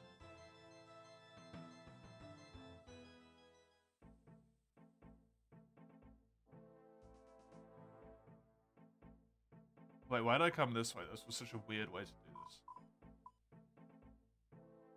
Oh wait, no, this is correct. Never mind, ignore me. This was the correct way to do this.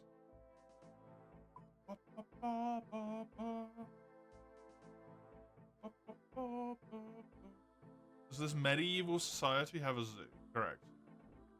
They do.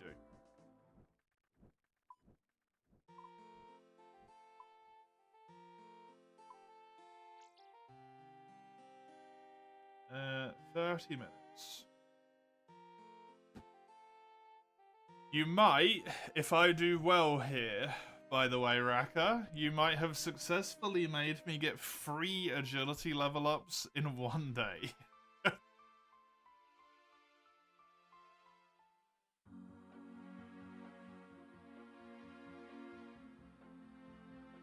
I will tick both of those redeems off. Thank you, Fredo, for the one earlier. Thank you, Raka, for the one now. And start.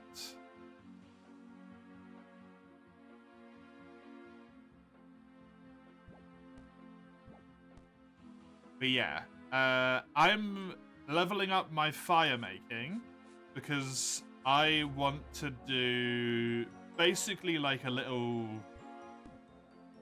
It's called an achievement diary. It's just a collection of tasks in a specific region, and if you do it, you get a reward.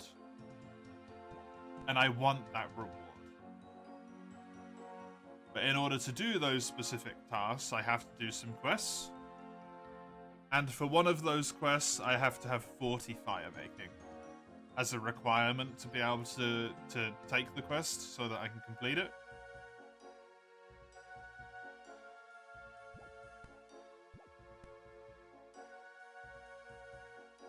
And that means I've got to train. So I was level 30, I'm now level 32. I need to get to level 40. So agility is just doing parkour. That's basically how you train it, yeah. You just jump around people's houses.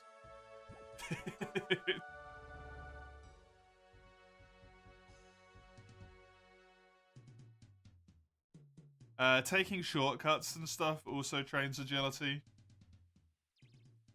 But the best thing that agility gives you, this is how you train it, but the main benefit it gives you outside of just like shortcuts so you can get to places quicker, it makes your run recharge quicker.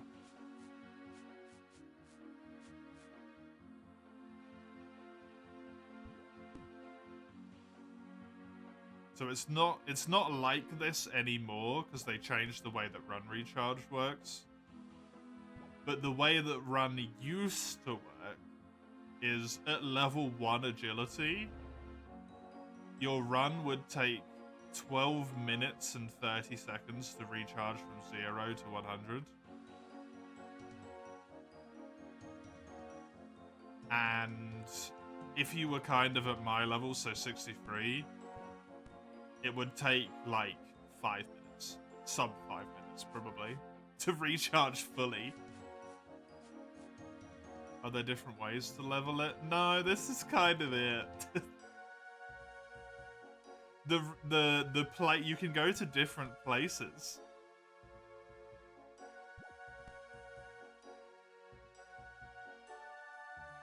I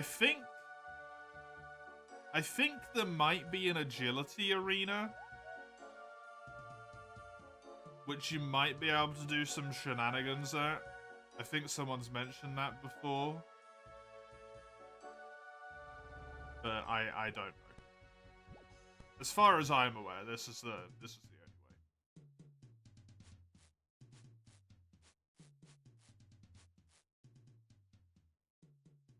I'm sure there's other ways to do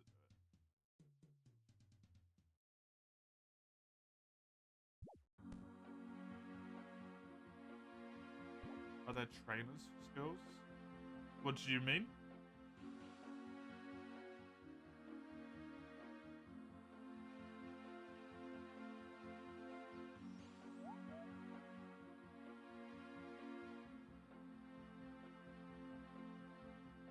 All the time spent training agility, you don't know if it can break, even if you just go with level 1 agility and do other stuff. Well, you get all the shortcuts as well, right? Which sometimes cut out like multiple minutes out of a run. NPC where you can level by paying them. I don't believe so.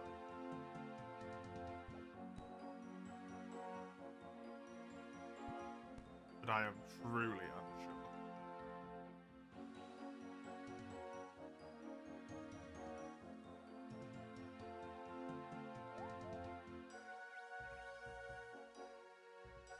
For example, I need like 65 agility to do it, but the Mauritania shortcut to not, like, to be able to go down the climby thing instead of going underneath and around, that fucker would save me, like,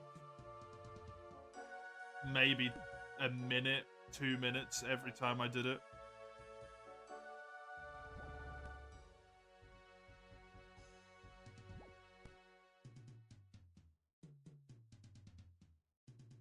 If you think about the fact that you're constantly running around all of the time, that recharges a lot.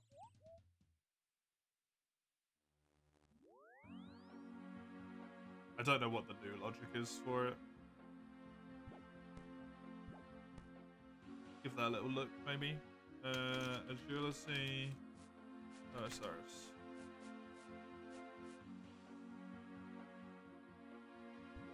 Careful to not get spoilers, but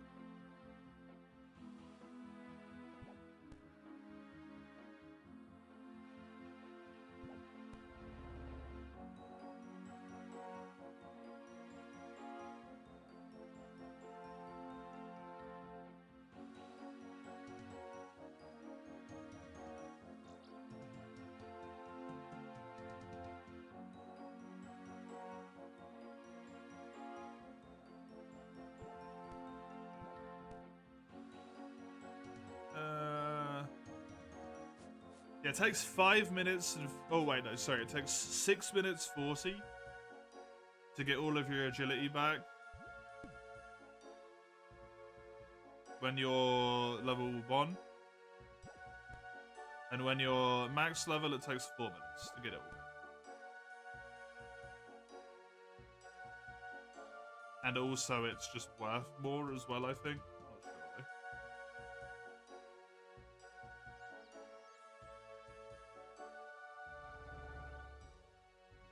Is there magic? Yes. So prayer is potentially magic, but it's not quite magic, prayers just kind of like passive buffs. All of the magic requires runes to cast, which you can either buy from rune shops, or get as drops from enemies, or if you have the extra shit from like membership, there's a skill called rune crafting, which allows you to just craft runes. Rune crafting, craft runes.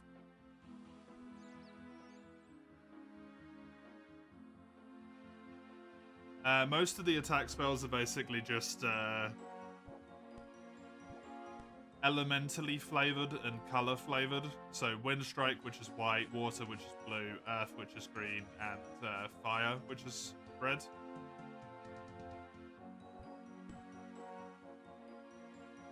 But they are like elementally relevant to monster weaknesses, and they require different runes to cast. So Air is one Mind and one Air rune. Water is one Air, Water, and Mind. There is some other stuff like debuffs that you can do. So this one reduces your opponent's attack, which is their hit chance, by 5%, melee hit chance. This is their strength, so melee damage by 5%. This one turns bones into bananas. I can't tell you why. Just does. This one's called Low Alchemy, which is a nature rune and a fire rune. And 3 fire runes, sorry. And it allows you to turn an item you have into your inventory into the amount of gold that you would get from selling it to a general store. And there's another spell you can get called High Alchemy, which allows you to get the amount of gold you would get from selling it to a specialized store. So a sword, a shop that sells swords will pay you more money if you sell them a sword. Basically.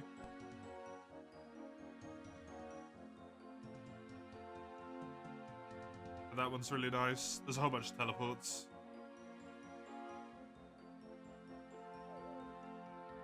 Teleport to House, Valador, Varrock.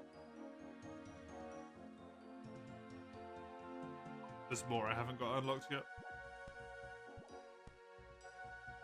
But they all require like different little rune combinations and stuff.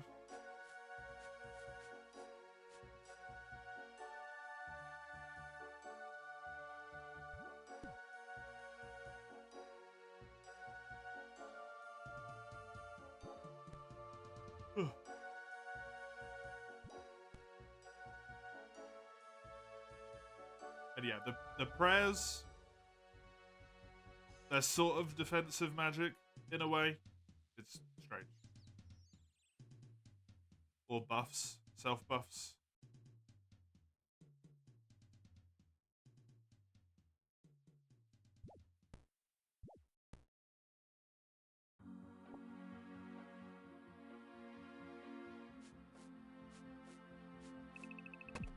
But from what I can tell, other than the fact that the runes are a pain in the ass to deal with,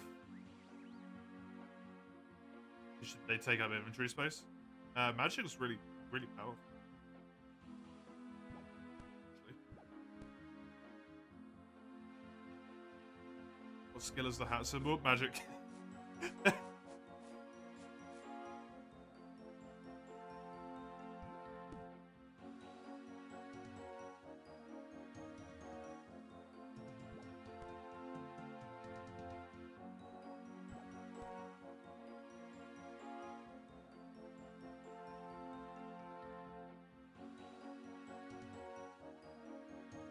If you click on them, it tells you what it is and shows you what level you unlock stuff at as well.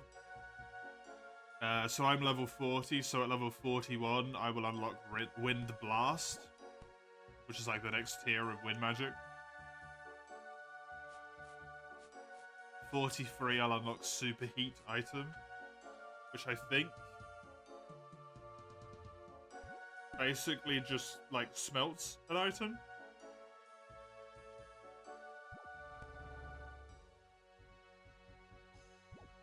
I would guess. Or it has a very niche usage.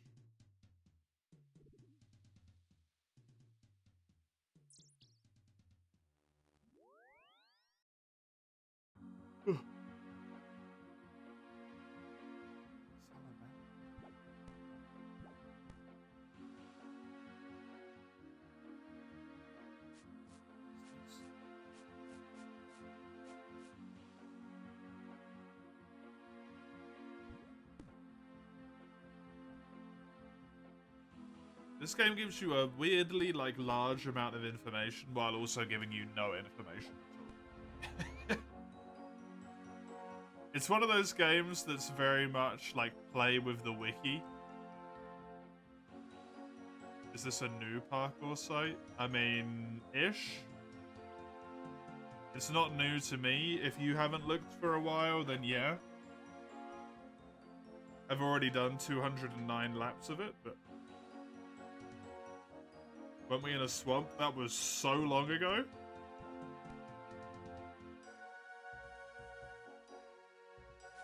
I think the swamp was like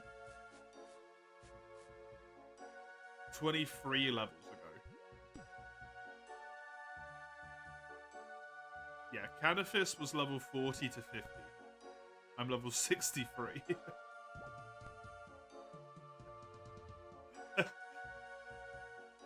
There's been an entire extra city between then and now.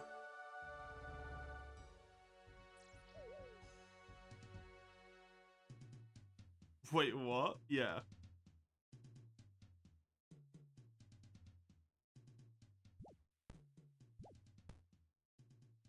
I was doing them in Falador. 15 minutes left. I've got just over half the experience I need. It's looking like there might be a level from this.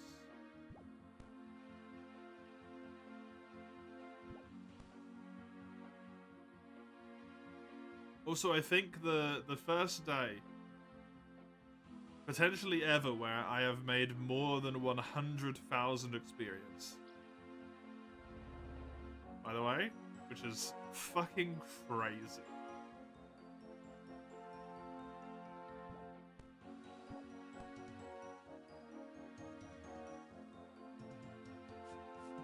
Absolutely insane.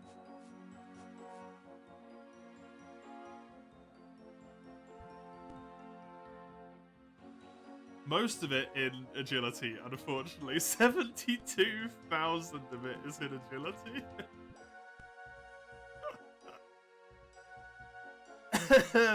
Increasing by 500 a lap that I do right now as well. I got a good amount. Nearly 10,000 in strength.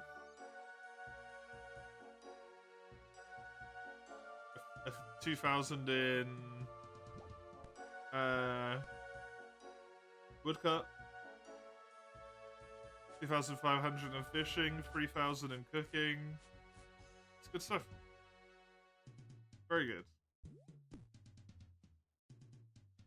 Very, very good.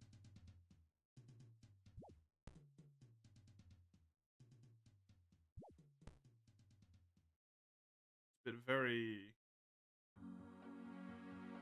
very worth it.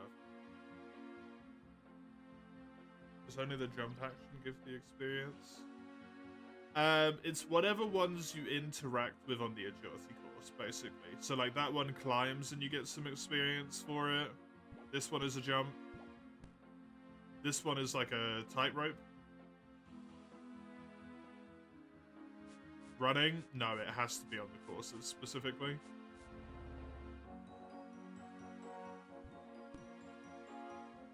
As far as I'm aware. And then you get a shitload more at the end because you completed the course, which is why it gives like 400 instead of 15 or 45.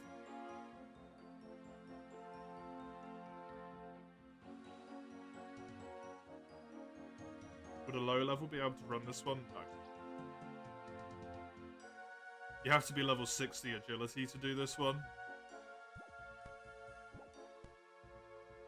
There is a course you can do at level 1. There's a few of them. But Draenor Village is the rooftop course. Which is where I was earlier, actually.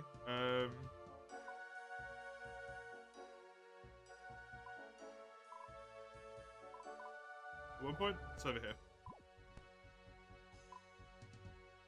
This here, Lumbridge, being where you spawn in as a brand new player, so you don't even have to go that far to it. Give me a sec.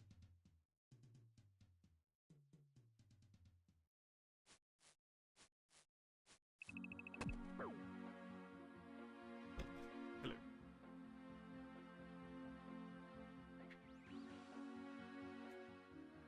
So yeah, brand new character can't do this one. They'd have to do that one.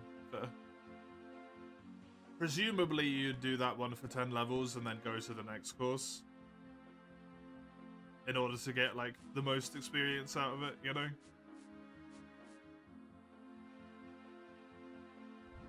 But to be honest, if I remember, I think I might have just done that one course for, like, 20 levels.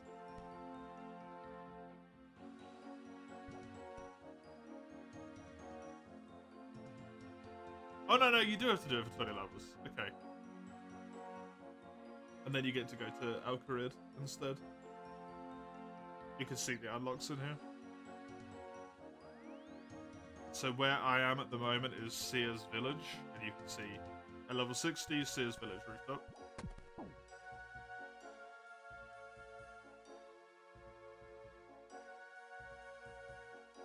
And there is other ones in here which aren't rooftops, but they're still agility courses, essentially.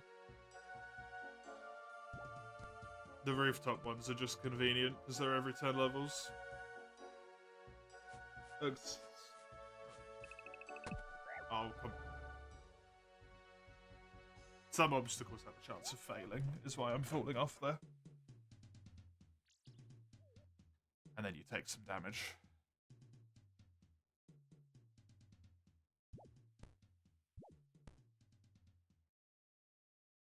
What skill is the most annoying to level?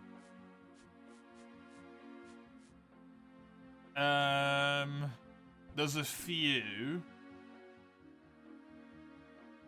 I think most people would probably say Runecraft. Because you have to obtain a talisman of the relevant rune. And then you have to go and mine a whole bunch of essence. And then you have to take the talisman and the essence to the relevant altar to be able to make, like, 27 runes, and that's it. Because that's all you can carry in an inventory. And then you start over again. You have to go back and mine. You keep the talisman, thankfully. You have to go back, mine another 27 essence, go back to the talisman altar thing, and then do it again. Herblaw's kind of a pain in the ass. Since you need to have herbs for it in order to be able to make the potions. Yeah, that was my last one. Or one of my other ones. Hunter's a pain. You basically have to, like, track animals or put traps down and wait for animals to run into them. At which point you then get to interact with them.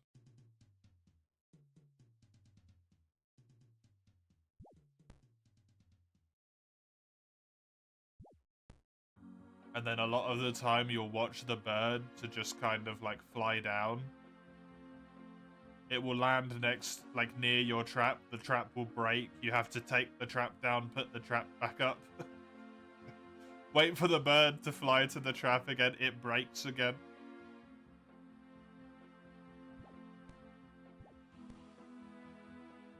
The bird then lands in the trap. You collect it from the trap. You then replace the trap down and then wait for the bird to respawn or a different one to fly into it. You have to be in, like, very specific areas. Different hunting things for different creatures, but they're all kind of similarly very slow. When you level it up enough, you get, like, more traps and stuff, but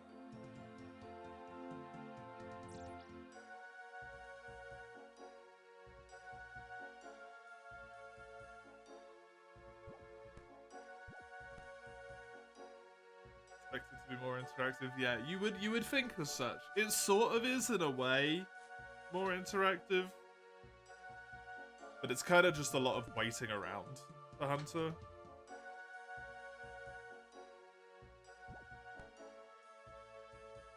Runecraft and Hunter are probably the two that people dislike the most, if I had to guess. Construction's a pain in the ass just because it costs a shitload of money, but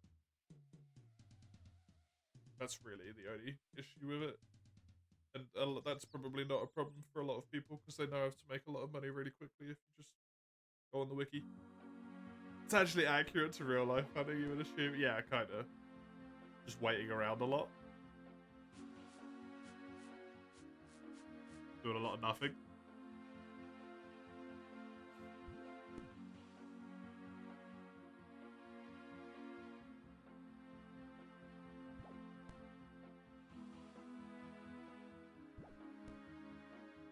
They are adding another skill as well for the first time in like a ridiculously long time. At some point eventually, which is sailing.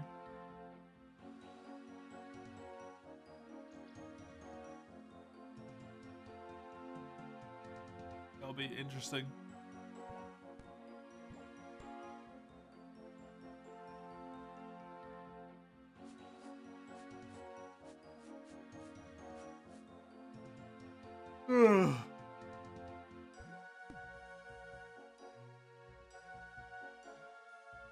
Are there ships? There is currently.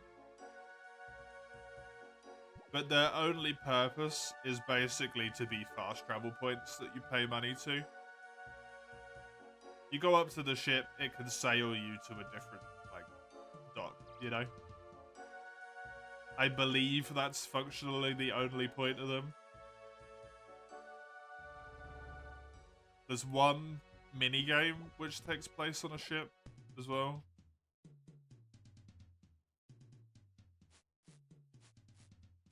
But that's it.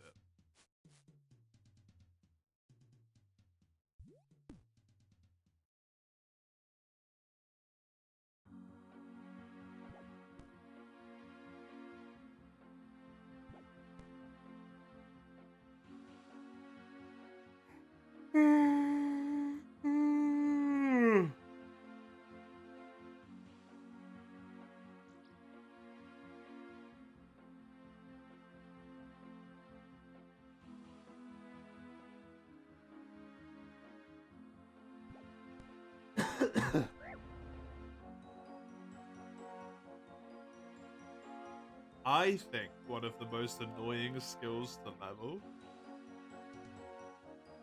might actually be fletching.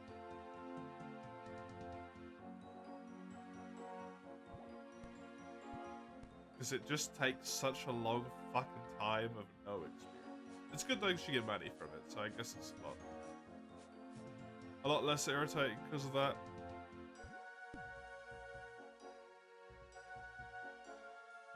It's been one of the ones that's been the most irritating for me.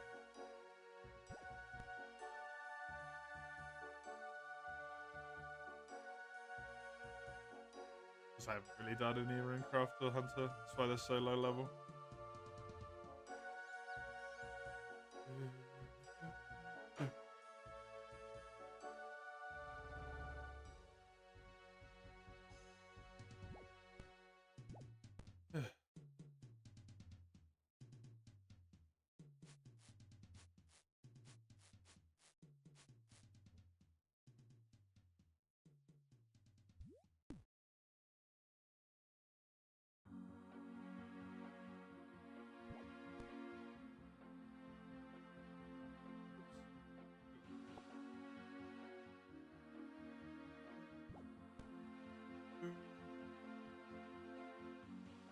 2 more laps, and I will get myself another agility level. 3 agility levels.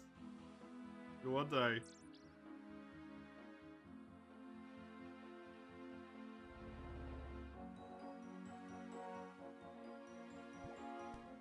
Done 2 hours of agility today, man. Oh, God.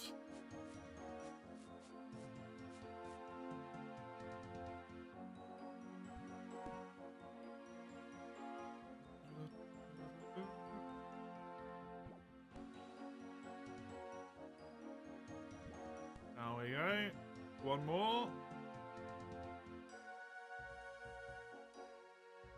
And unless I fall a shitload, it will get done because I've got 2 minutes left on my little timer here for this redeem. 400,000 experience in this one skill. I have 1,384,000 total experience. And 406,000 of it is agility. In fact, agility and mining make up for like half of my total experience. Basically. Just those 2 by themselves.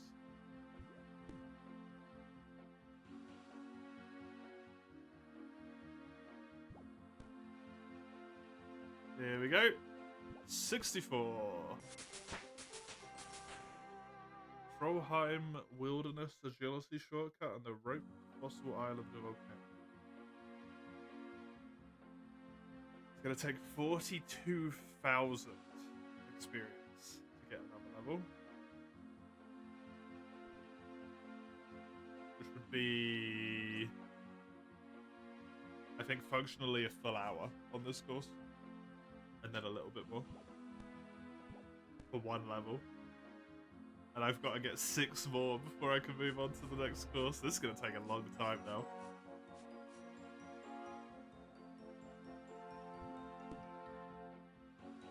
Especially since by the time it gets to 70, it will have almost doubled again. Because I'm on 64. So it's going to take long. For this to go anywhere now.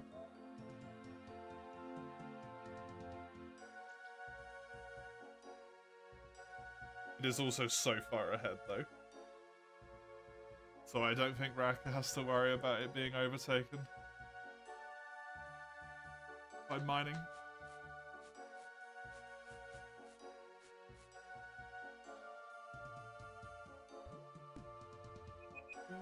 Oh, there it is. Hello, I would like to turn that off, thank you. On.